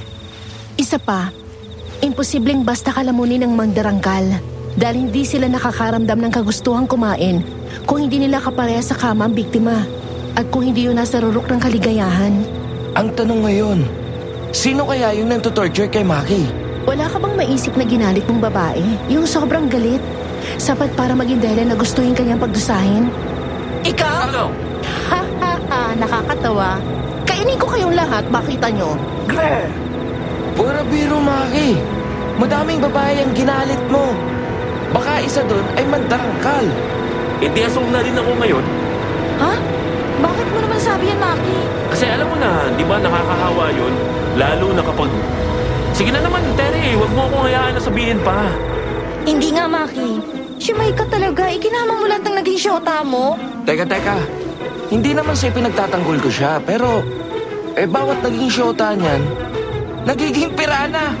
Nangaatake, ganon. Siyempre, willing victim. Bakit nga ba naman tatanggi kung palay na lumalapit sa manok? Oo, aaminin ko. Naging marupok ako. At ngayon, pagbabayaran ko lahat ng kalokohan ko. Pagkasabi ni Maki ng ganon, biglang may dinukot na kung ano sa bulsa niya si Sharon. Bumulong-bulong siya ng kung anong Latin. Tapos, idinikit niya yon sa pagmumuka ni Maki ng ilang sandali. Nakapanood naman kami ni Terry at naghintay ng susunod na mangyayari. Sharon? Ano yan? May nararamdaman ka bang kakaiba? Bumibilis ang tibok ng puso ko. Ngayong sobrang magkalapit na tayo. Hindi yan ang tinatanong ko. Kakaiba. Naiirita ka ba? Gusto mo bang manakit? Nakakaramdam ka ba ng kakaibang uhaw? Mga ganun. Wala, maliban sa malapit na akong maduling, sinusundan yung galaw ng bulsikot na yan eh. Kung ganon, hindi ka nahawa ng pagkaaswang. Anong koneksyon yan? Naglalaman ng maliliit na drawstring pouch na ito ng kahoy na sinukuan. Itim na bawang, dahon ng laurel at tanso. Mga bagay na kalaban ng aswang. Matalab ito kahit sa mga bagong yanggaw. Ngayong napatunayan na natin na hindi aswang si Maki, kailangan na lang nating alamin kung sino yung mandarangkal. Hindi kaya siya din yung pumatay sa syota ni Aling Agatha? Bakit mo naman naisip yan? Yung dalawang pagkakataon na sinugod si Maki ng aswang, may steady siya nun. Paano steady? Tipong seryosong steady. Alam mo na, babaeng seseryoso eh. Nagpaplano ng kinabukasan, planong kasal sa hinaharap. Ganang uri ng steady. Kung ganun, posibleng ex na hindi makaget over kay Maki, yung mandarangkal? Si Aling Agatha? Naging ex niya yun? Ang laki na ng tanda no sa atin ah. Ewan ko sa'yo, Maki. Kahit pa poste, papatusin mo kapag nagpalda? Salamat sa pag-build up sa akin, Jello ah. May naisip ako. Ano yun, Terry? Ano kaya kung magkunwari kayo ni Maki na mag-on? Tipong seryosohan na. Ano? Bago kayo kumontra, pakinggan niyo muna ang ideya ko. Kung magkukunwari kayo, posibleng mainggit yung naghahabol kay Maki. Aatake ulit yun. Sakto namang may alam si Sharon sa espiritual. Mapoprotektahan si Maki. Ngayong sinabi mo yan, naisip ko, hindi kaya iniisip nun na may namamagitan na kina Maki at Sharon? Kaya dun sa bahay ni Terry, tinapon ang bangkay nung nilapang syota ni Aling Agatha. Pero bago pa kami nakagawa ng solidong desisyon at plano, nakita kami ni Mang Lucio. Sugod marino niya kaming nilapitan at pinagsesermonan. Dahil nasa labas pa kami, gayong malalim na ang gabi. Abahoy! Anong ginagawa nyo sa labas? Malalim na ang gabi. Magandang gabi po, Mang Lucio. O, magandang gabi na naman sa'yo. Tere, bakit ba kayo nasa labas pa? Parang hindi kayo nakakita ng patay kanina. Mamaya pagbintangan na naman kayo ni Agatha na kayo ni Sharon ang aswang. Naniniwala po ba kayo sa sinasabi ni Aling Agatha? Iraulo lang ang maniniwala sa isang iyon. Pero alam nyo naman, ang mga tao, kapag kapani-paniwala ang nagkukwento, malaki ang tsansa na maniwala sila. Kaya huwag nyo silang bigyan ng pwedeng pagbasihan ng chismis. Kayo, Mang Lucio, bakit nasa labas pa kayo ng ganitong oras? May ginagawa lang ako sa may burol. Dugo po ba yan nasa kamay at t-shirt nyo? Oo. Nakabulod ako ng patay na aso. Kulay brown nyo na may puting marka sa likod at sa paa. Kaysa naman babayaan kung nasa daan, ililibing ko na. Mamaya gawin pang usap-usapan ulit. Ganun po ba? O sige na, magsiuwi na kayo.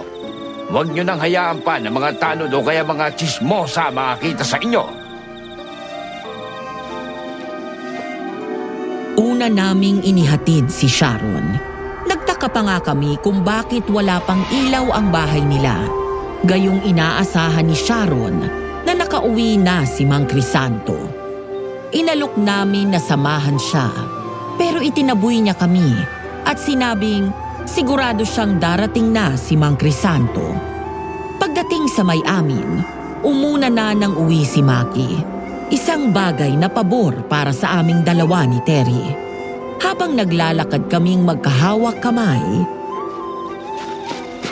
Jello, Ano yun? Ang lamig ng pawis mo. Basang-basa na ang kamay mo. nagugutom ako. Hindi ka ba kumain kagabi? Kaninang umaga? Hindi ako nakakain kagabi gawa nang nandito si Sharon. Panialamang gamot lang ang tinira ko para hindi siya makahalata. Hindi naman ako nakakain ng maayos kaninang umaga dahil sa pagwawala ni Aling Agatha. Halika na. Sasamahan kita. Ilan pa bang pagkain mo sa bahay? Yun pang isang problema ko, wala na. Nagugutom na talaga ako. Teka, ano bang gagawin ko? Ha? Ay naku, saktong may mga manok si Lola Guada. bukas pang kuha ng kliyente nun. Ibabawas kita ng ilan. Iiwanan kita saglit dito sa bahay mo. Babalik agad ako. Bilisan mo, parang mawawala na ako sa sarili ko. Oo, aswang si Terry. Matagal ko na siyang inaalalayan. Since college pa. Bago pa niya naging tropa si Sharon. Kung bakit ko siya tanggap? Alam niyo na ang sagot. Mahal ko siya. Sabi nga ng matandang kasabihan, love is blind. At bulag akong umiibig. Pagbalik ko sa bahay niya, agad niyang inupakan ang mga manok ng buhay pa. Siyempre, tahimik lang ako habang kumakain siya. Nakikinig sa maingay niyang pagmuya. Kumusta? Kulang pa ba? Ikukuha pa kita. Busog. Sabi na, tama ako nagsisinungaling ka ng gabing yon. Nung sinabi mo sa akin na basta mo nalang dinatna ng mga patay na hayop sa likod bahay mo. Sharon? Anong ginagawa mo dito? Ako ang sagutin nyo. Anong ibig sabihin nito? Matagal mo na ba akong pinagsisinungalingan, Terry? Ikaw ba? Ikaw ba ang nanakit kaninang Crisanto? Anong nanakit? Anong nangyari kay Mang Crisanto? Nagmamaang-maangan ka ba?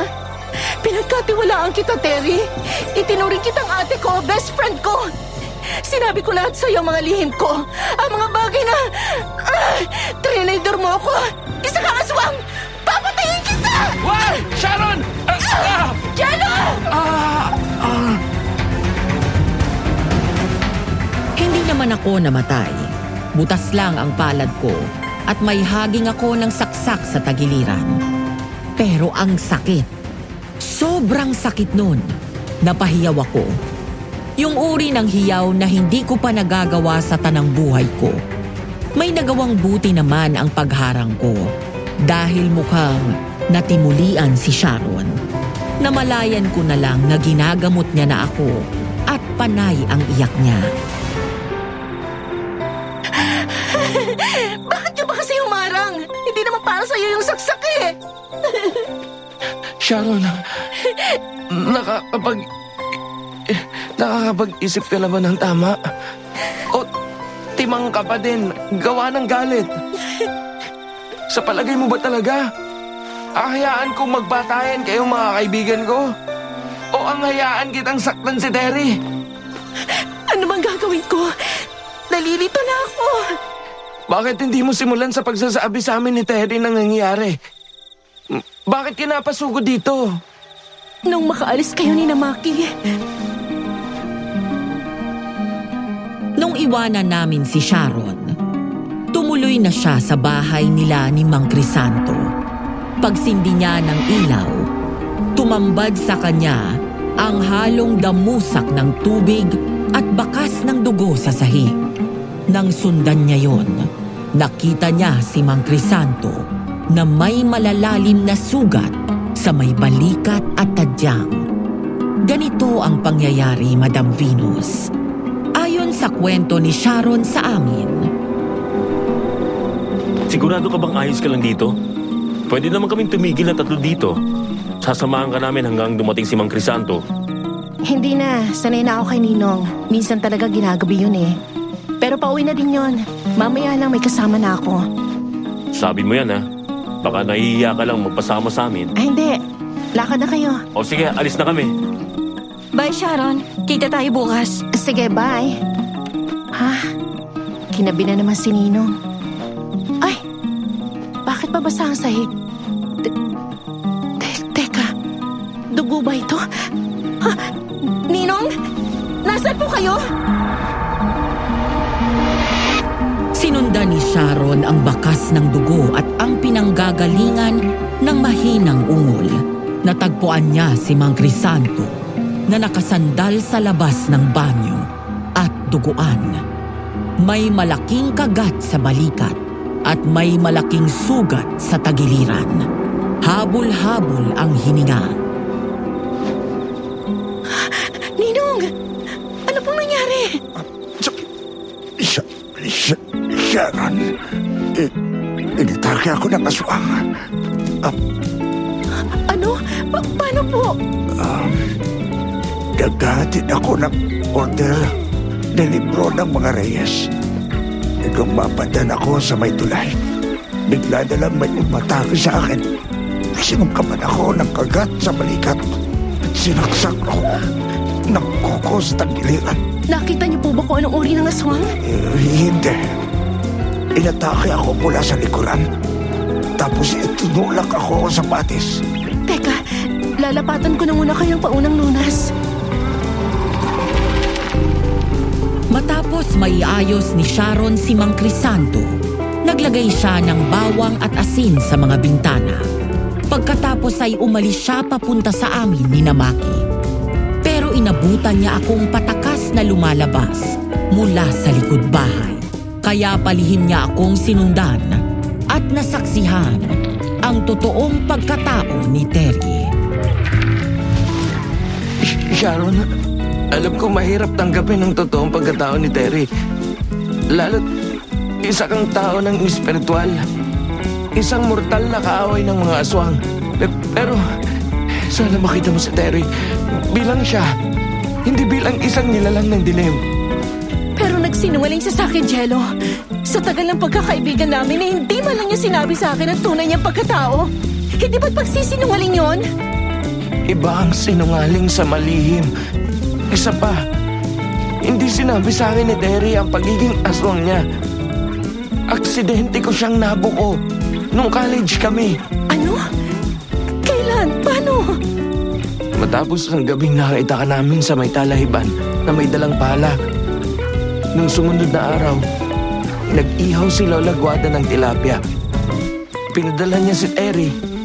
Doon ko nalaman. Katulad mo, dinatnan ko din siyang kumakain.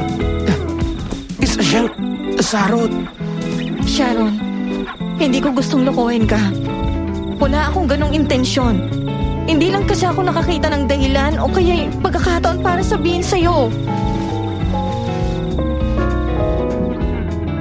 Bigla na lang ay humagulgol na niyakap ni Sharon si Terry. Para bang ipinaparamdam niya na ayos lang ang lahat sa kanya. Natanggap niya ang pagkaaswang ng kaibigan. Nangilid ang luha ko nung marinig ko ang sunod na sinabi ni Sharon. Patawarin mo ako, Terry. Kung pinagbintangan kita, kung may nasabi ako hindi maganda, alam ko mali ako. Pero si Ninong kasi, alam mo naman siya na lang ang nag-iisang tao na pamilya sa akin, di ba? Nauunawaan kita, Sharon. Kahit ako magiging ganun din ang reaksyon, masaya ako na napigilan ka namin. Kahit nasaktan si Jello. Ayos lang. Buhay pa naman ako. May tanong lang ako, Sharon. Ano yun? Hindi naman makalawang yung punyal na ipinansaksak mo, di ba?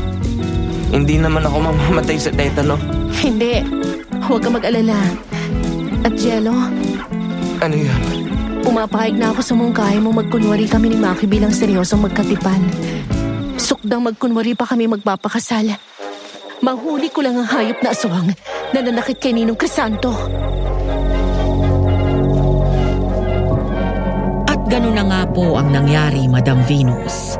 Kinabukasan, bandang tanghali, nagkita-kita kami sa isang kainan sa bayan.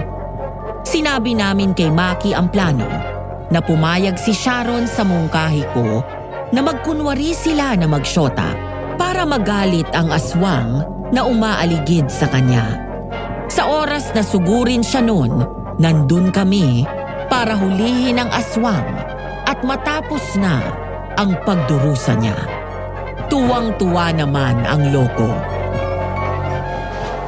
Oh, sige. Payag na payag ako. Kung gusto nyo, ngayon pa lang simulan na namin ni Sharon pagiging magsyota. Kunwaring syota at hindi. Huwag mong gawing ura-urada. Dahil kung ako yung aswang na nakamanman sa'yo, hindi ako maniniwala. Anong plano nyo kung ganun? Manliligaw ka muna, syempre. Marunong ka pa naman, di ba? O nasanay ka ng ikaw ang nililigawan? Sira? Oo, syempre. Marunong pa akong manligaw, no? Simulan natin ang palabas bukas. Galingan mo, Maki. Papaniwalain mo ako na gusto mo talaga ako. Naging puspusan ang panliligaw ni Maki kay Sharon. Kami naman ni Terry ay mga kibitser na nakikisutsuwariwa sa palabas nila. Lumipas ang 2 buwan. Kahit ang mga matatanda sa paligid namin ay napapansin na ang pagiging malapit ni Maki at Sharon. Kaya napagplanuhan namin na napapanahon ng maging opisyal silang magsyota. Talaga namang gumala pa tayo. Parang hindi tayo pagod sa pamamasyal natin kasama sina Tere at Sharon. Parang gusto kong magbuni-muni habang naglalakad. Nakakakaba eh. Bukas na ako sasagutin ni Sharon. Magiging magsyota na kami. Seryosong seryoso ka talaga sa kanya, no?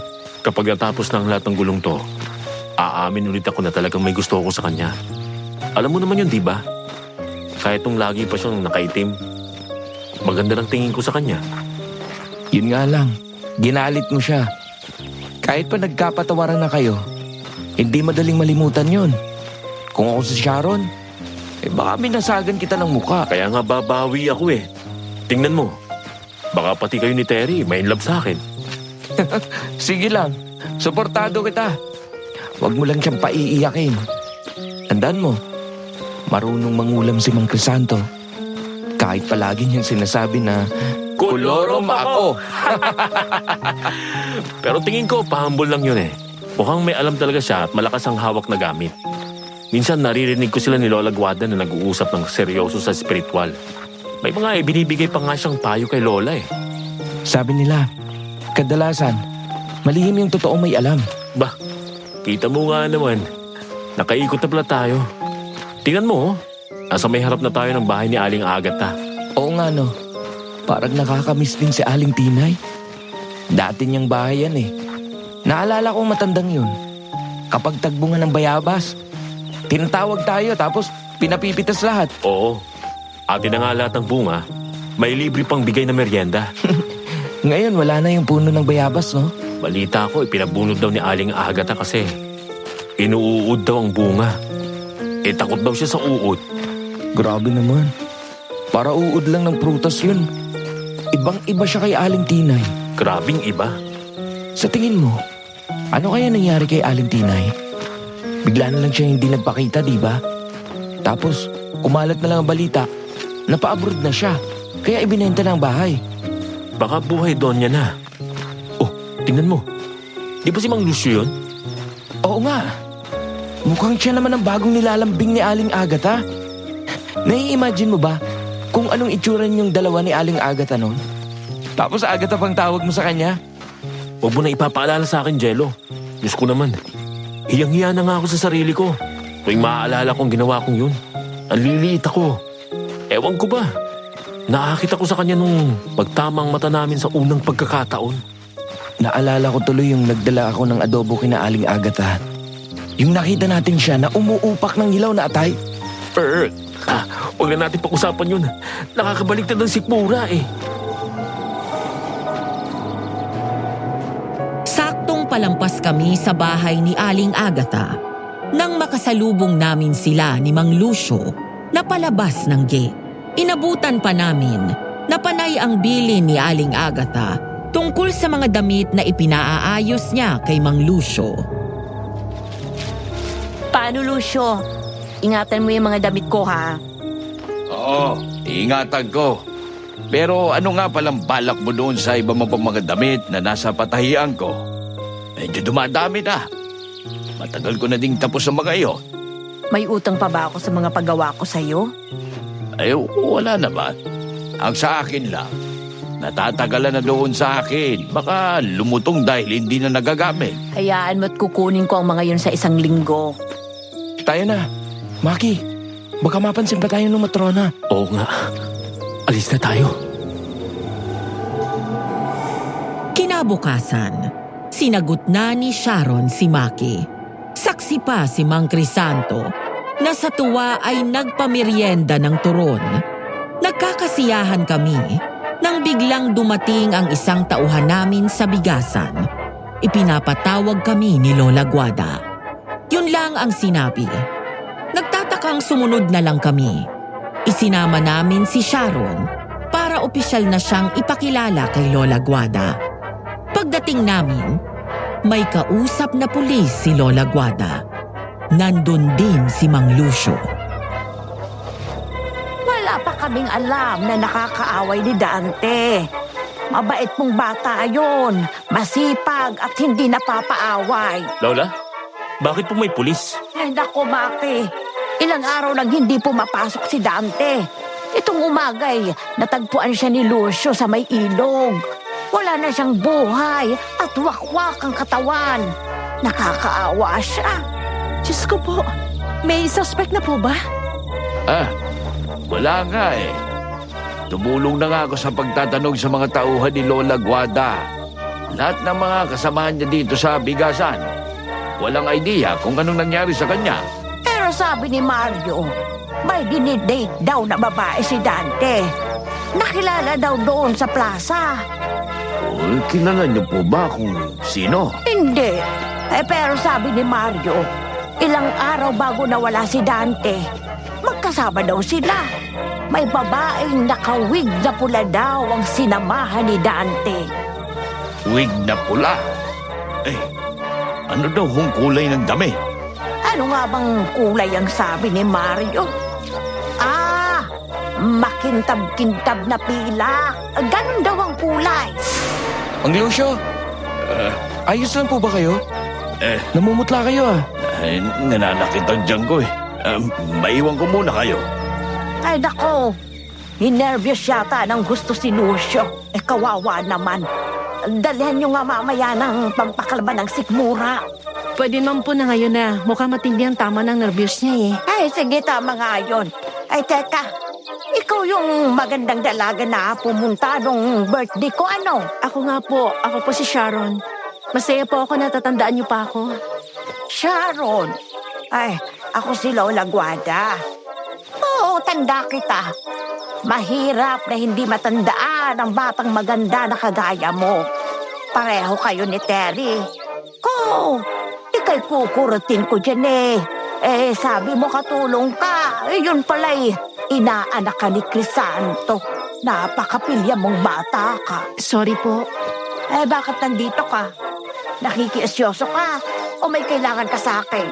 Lola, syota ko na po si Sharon. Aray! Lola, bakit po kayo nababatok? Ayusin mo. Hindi syota. Kung hindi nobya, kasintahan, o kaya ay girlfriend. Wag mong tinatawag na syota ang babae. Ubod ka ng walang galang. Pero ako'y masaya, Sharon. Salamat naman at nagustuhan mo ang aming binata. Kahit medyo loko yan. Si Lola naman eh. Mabuti ba magkwentuhan na muna tayo sa loob. Mapalipas man lamang yung masamang balita at malungkot na sinapit ni Dante. Terry, sumama ka na din. Namimiss na kita. Bihira ka nang tumalaw dito eh. Sige po, Lola. Sasama po ako. Nami-miss ko na din pong kwentuhan natin. Inabot na ng gabi ang pakikipagkwentuhan ni na Sharon at Terry kay Lola Guada. Doon na din sila naghapunan sa amin. Nang makatapos ng kain, magalang silang nagpaalam kay Lola. Kami naman ni Maki ay nagpresintang maghahatid.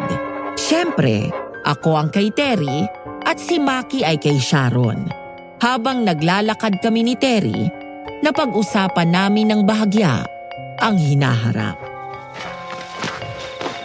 Jello, kanina nung makita ko si Maki at Sharon, napaisip ako tungkol sa hinaharap nating dalawa.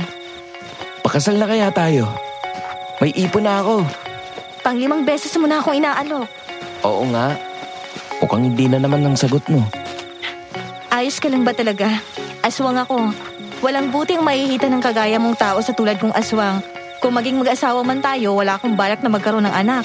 Ayokong pagdusahan ng anak natin ng sumpang to. Di wag tayo mag-anak. Pangalagaan na lang natin ang isa't isa. Makikinig ka ba? Malaki ang tsansa na mahawa ka sa akin. Ilang beses na tayo naghalikan. Hindi pa naman ako natatakot sa bawang. Nakakakain pa din naman ako ng adobo, sinangag, at iba pang pagkain na may asin, kalamansi, at ibang sahog na kalaban ng aswang. Narinig mo ba yun? Parang may kumakaluskus doon sa may damuhan. Baka ligaw na hayop. Hindi, ibang pakiramdam ko. Tumakbo na tayo! Terry! Mula sa talahiban ay lumabas ang mandarangkal. Binundol nun si Terry. Dahilan upang tumalsik siya palayo sa akin. Nakita kong umamba ang matatalas na bias ng aswang kay Terry. Kaya pumulot ako ng bato at binato ko yung aswang. Ako naman tuloy ang sinugod. Nagpahabol ako, pero nadapa ako sa nakausling bato. Buong akala ko'y katapusan ko na. Pero isang bulto ang humarang sa pagitan namin nung aswang. Jello! Mang Lucio! Manakbo ka na! Delikado dito! Si Agatha! Si Agatha ang aswang! Jello! Terry, nandito ako! Layuan mo si Jello! Hayop kang aswang ka! Nag-anyong aswang na din si Terry. Nagpambuno silang dalawa ng mandarangkal. Dahil mas maliit ng dihamak ang anyong aswang ni Terry, panay kagat lang sa bandang paa at bisig ng aswang ang nagawa niya. Ilang beses din siyang humagis. Muntik nang mapatay si Terry. Pero dumating si Sharon na may hawak na siit ng kawayan. Matapang siyang sumugod kasabay ng pagbanggit ng kung anong Latin. Nandun din si Maki. Alis! Umalis ka, Aswang! Wala akong kapangyarihan sa lugar na to! Layas! Sharon! Terry, Diyos ko po, ano nangyari sa'yo? Aswang si Terry? Paano? Kailan pa? He, manahimik ka nga muna, Maki. Oo, aswang si Terry pero hindi siya kumakain ng tao. Ipapaliwanag ko ang lahat sa'yo mamaya. Sa ngayon, mahalagang umalis na muna tayo dito. Terry, ayos ka lang ba? Ayos lang ako. Pero si Mang Lucio, tulungan niyo. Malalang tama niya. Kaagad namang nadala sa ospital si Mang Lucio. Naging patawirin siya, pero naagapan agad ng mga doktor. Habang naghihintay kami na magkamalay siya, nag-uwian muna kami. Dala ng pag-aalala sa aking tagapagligtas, hindi ako nakatulog. Kaya maaga akong dumalaw kay Mang Lucio. Pagdating ko doon, nadatnan ko sila ni Lola Guada na magkausap. Ipapaalam ko sana na nandun ako, pero natigilan ako sa narinig ko. Ang anak ko, ayos lang ba siya? Nailigtas ko ba siya? Oh, Lucio, nailigtas mo si Angelo, ang ating si Jello. Masaya ako kung ganon. Kahit papano'y may naging silbi ako sa kanya. Ano ka ba namang tao ka? May silbi ka. Hayan nga't nagsisikap ka para sa kanya. Palihim mong tinutustusan ang mga pangangailangan niya. Alam kong hindi sapat yun. Pero isa kong walang kwentang ama. Hindi ko man lang napigilan si Ninita na ipaampun siya. Hindi mo yun kasalanan. Hindi mo alam na nagdadalang tao pala siya sa anak ninyo. Isa pa, lulong sa droga at sugal ang babaeng yun. Sino bang batinong babae ang magbebenta ng anak niya? Awang-awa ko kay Jello. Lumaki siyang walang magulang. Isang biyaya kung itinuturing na sa inyo siya napupunta. Nagkaroon siya ng magandang kinabukasan. At itinuring niya siyang tunay na apo. Mabait na bata si Jello. Magpakilala ka na sa kanya. Alam ko, mauunawaan na yun. Tutulungan kitang magpaliwanag. Hindi ko na pinakinggan pa ang iba. Tahimik akong umalis at nagpakalma. Hindi ako galit sa aking ama. Nabigla lang ako dahil buong buhay ko, naniwala ako na ayaw sa akin ng tatay ko. Yun pala ay nasa paligid lang siya, nakamasid. Tinutustusan ako. Pinili niyang sa iba ako lumaki para lang magkaroon ako ng magandang buhay. Sino ako para magalit sa kanya? Kaya naman, nung makalmante na ako, Bukas yan! Tuloy! Uy! Gising ng hero ko! Kumusta pong pakiramdam nyo? Mang Lucio? Eto, tinahe. Pero ligtas naman daw ako. O, kumusta ka na, bata? Nagurnisan din pala yung mukha mo, ano? Medyo lang ho. Kumpara naman sa pinsala ninyo. Simple lang ito. Siya nga po pala. Tungkol sa sinabi niyo kagabi. Oo. Si Agatha ang aswang. Siya ang mandarangkal. Pero, paano po kayo nakasigurado? May alam din po ba kayo sa espiritual tulad ni Sharon? Hindi. Pero nung marinig ko, ang pagsasalarawan nung boy ni Lola Gada sa babaeng nakasama nung Dante, kinutuman ako. Kaya agad kong tinignan isa-isa ang mga damit ni Agatha na nakatambak sa panahian ko. Ano pong nalaman ninyo? Akma sa sinabing piluka at damit ng babae. Ang piluka at damit na pag-aari ni Agatha. Sinubukan ko ding pasadahan sa tubig ang ilang madidilim na damit ni Agatha na ipinaayos sa akin. May natuyong dugo doon. Pero hindi po sapat na patunay yon. Baka naman nagkataong nadumihan lang. Yan din ang naiisip ko, kaya naman may ipapakisuyo sana ako sa'yo. Ano po? Hingin mo ang tulong ni Sharon. Pinapayagan ko kayong pasukin ang patahian ko. Sabihin mo sa kanya ang sinabi ko sa iyo. Ganun nga ang ginawa ko. Agad namang kumilos si Sharon. Sa tulong ni Terry, na siyang may hawak ng kopya ng susi ng shop ni Mang Lucio, pinasok namin ang naturang patahian. Inorasyonan ni Sharon ang mga damit at napatunayan naming tama nga si Mang Lucio. Si Aling Agatha ang aswang. Naging maliwanag na sa amin ang lahat. Kaya pala hinahangad ng mandarangkal si Maki. Si Aling Agatha pala ang aswang. At kung bakit siya kumakain ng hilaw na atay, hindi kaya sa tao yun? Here. Hoy, makisiga, huwag kang susuka dito. Kita mong puro damit, oh. Lunokin mo pabalik yan. Ako naman yata ang masusuka sa sinabi mo, Terry. Nakakasuka na lunukin ang suka. Umayos nga kayo. Ngayong alam na natin ang totoo. Kailangan harapin natin si Aling Agatha. Pero paano? Nasaksihan natin kung gaano siya kalakas, diba? Kahit si Terry na isang aswang din ay walang nagawa. May mga pangontra ako nakahanda. Ang mabuti pa, bumalik na kagad tayo sa amin para kunin ang mga yon. Dumidilim na din, oh. Matapos maisara ni Terry ang shop, lumakad na kami pabalik kina Sharon para kumuha ng mga gamit at para ipagbigay alam na din kay Mang Crisanto ang nalaman namin. Pero isang masamang pangyayari ang naganap. Sinugod kami ng aswang. Kailangan magmadali tayo. Mahirap kumilos kapag masyado na madilim. Ano sa palagay ninyo? Nakatunog na kaya yon? Ilang araw na din tayong paraot pa rito. Iniisip ko, baka may kutob na yun na alam na natin. Manahimik ka muna, Jello. Ha? Bakit?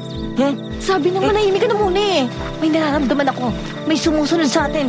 Bilis, tumakbo na tayo. Pero nagsisimula pa lang kaming manakbo. Agad nang lumabas ang aswang. Puntiryano na dagitin si Sharon. Agad nakatunog si Maki at itinulak si Sharon. Sa galit ng aswang, si Maki ang hinagip. Sharon, tapa! Tulong! Maki! Jello! Terry, habulin niyo, bilis! Huwag niyo hayaan madala si Maki! Maki! Huwag kang bibitaw! Bitawan mo siya, hayop ka! Pero malakas ang aswang. Nagawa noon na mahigit si Maki mula sa pagkakahawak namin. Nanlulumong napatigil na lang kami habang pinapakinggan ang papalayong sigaw ni Maki. Sharon! Nadala si Maki! Wala na! Magiging hapunan na ng aswang si Maki! Magiging hapunan talaga siya kapag hindi tayo kumilos. Kaya tama na ang pagtulala nyo. Kunin na natin agad ang mga pangontra sa aswang at iligtas natin si Maki! Kalkulado ang bawat galaw ni Sharon. Tukoy din niya ang mga bagay na dapat naming dalhin. Kaya naman mabilis kaming nakapaghanda at ilang minuto lang ay pasugod na kami sa bahay ni Aling Agatha. Ang mga susunod pong pangyayari, Madam Venus, ay base sa naging kwento sa amin ni Maki. Nasaan ako? Butit nagising ka na, Maki. Nandito ka sa kwarto ko at nakahiga ka sa kama ko. Ibang klase ka din, ano? Nahimatay ka sa kahihiyaw. Ikaw? Ikaw ang aswang? Anong maiita mo sa ginagawa mo sa akin? Bakit ako nakagapos? Pakawalan mo ako! Bakit? Natural para hindi ka makatakas.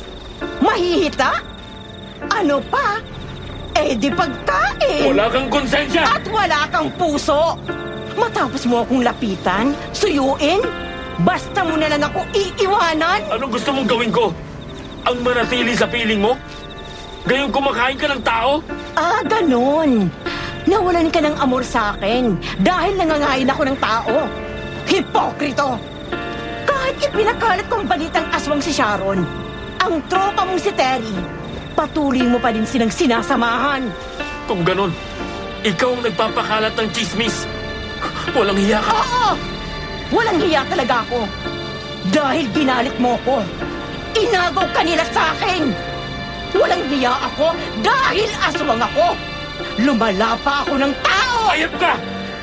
Hindi na ako magtataka kung pati si Aling Tinay, nilapa mong hayop ka! Si Tinay? Gunggong! Hindi ako lumalapan ng babae. Hindi ko tipo ang pumpyang. Hayaan mo! Ipakikita ko sa'yo kung paano ko nilapa sina Dante, Karding at iba pa. Pagkatapos noon ay nag-anyong mandarangkal si Aling Agatha. Gamit ang matatalas na bias niya, sinira niya ang damit ni Maki hanggang sa maging hubot-hubad na siya. Kinubabawan siya ng mandarangkal at nag-umpisang gumalaw-galaw sa malaswang paraan. Nung akmang pupuntiryahin na ng aswang ang kabahagi ni Maki, dun kami sumugot. Ubod lakas kong tinadyakan ang pinto habang panabay namang pumasok si Sharon at Terry. Terry! Ihagis yun na ni Jello ang lambat na gawa sa bagay na may mga tao nagdayap at bayabas! Ngayon na! Kahit anong pagpupumigas mo sa lambat na yan, di ka makakatakas! Sumuko ka na, Agatha! At tanggapin mo na yung kapalaran! Magbabayad kasi yung mga kasalanan! Jello! Tulong! Pakitakbon mo naman ako! Teka! Hetong kumot! Pantakip sa kahugdan mo! Dahil sa lambat na inihagis namin, kusang nahulog sa lapag ang nagpupumiglas na aswang. Dahilan upang matambad sa aming tatlo ang kahubadan ni Maki. Kumuha ako ng kumot at tinakpan siya. Inihanap namin siya ni Terry ng maisusuot. Bagay na hindi mahirap gawin dahil tambak ang gamit ng lalaki sa silid na yon. Nang maiayos namin si Maki, abala na si Sharon sa pagpapahirap sa aswang. Talaga hindi ka susuko? Philip Crucis! Sa bawat pagpupumigas mo, makakaramdam ka ng iba yung sakit sa katawan mo. Kalintulad ng sakit ng pagkakapago kay Kristo! Tumalaban ka, ha? Jello! Iabot mo sa akin ang baon natin pandilig ng orkidyas! Eto, Hoy, aswang! Alam mo ba kung anong laman ito? Hayaan mo sabihin ko sa'yo.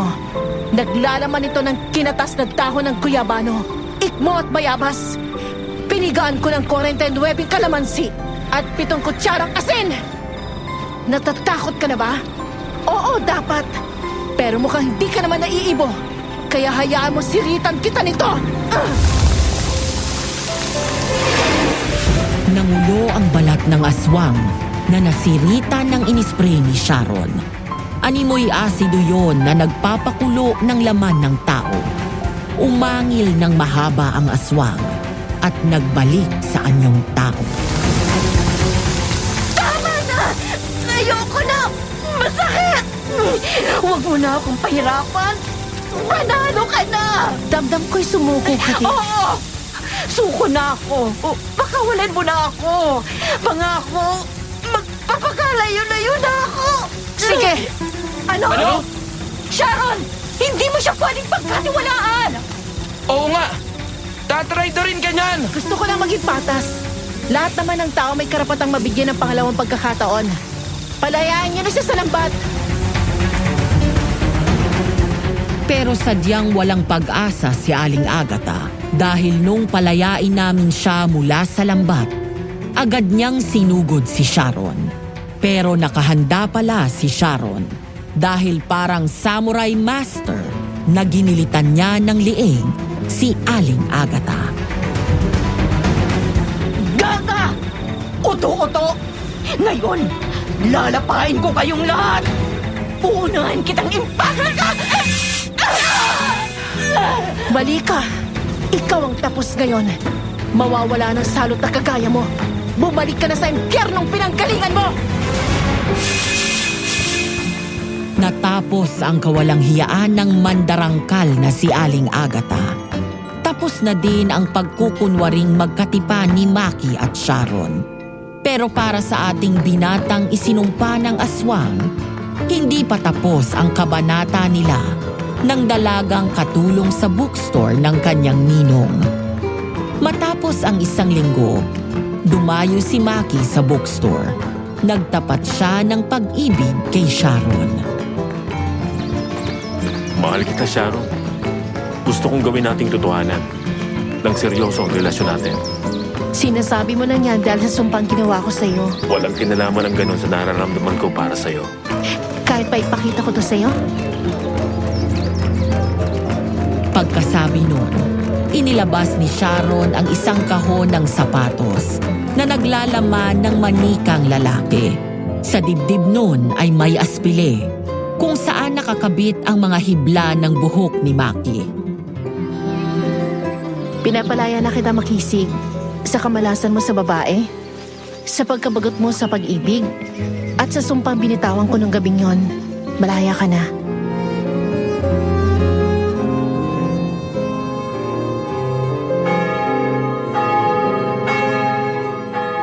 Ilang taon ang lumipas at naikasal si Maki at Sharon. Bit-bit nila ang manikang minsang pinaniwalaan ni Sharon na naging daan para tumalab ang sumpa niya. Pero sa halip na sumpa, tunay na pag-ibig ang natagpuan nila. Kami ni Terry, naikasal din kami at masaya kaming nagsasama hanggang sa ngayon. Wala kaming anak, pero masaya kaming pangalagaan ang isa't isa. Hindi ako nahahawa sa pagkaaswang dahil umiinom ako ng pangontra na ibinigay ni Sharon. Sa mga pinagdaanan namin, natutunan ko na ang sumpa ay di lamang nagmumula sa pangungulam. Kadalasan, ito ay epekto ng mga naging mali at pangit na desisyon natin sa buhay. Mga konsekwensyang dapat nating harapin para maging maayos ang hinaharap natin. Tying up loose ends, ika nga nila. Dito ko na po tinatapos ang aking liham, Madam Venus. Maraming salamat po sa pakikinig. Lubos na gumagalang, Angelo.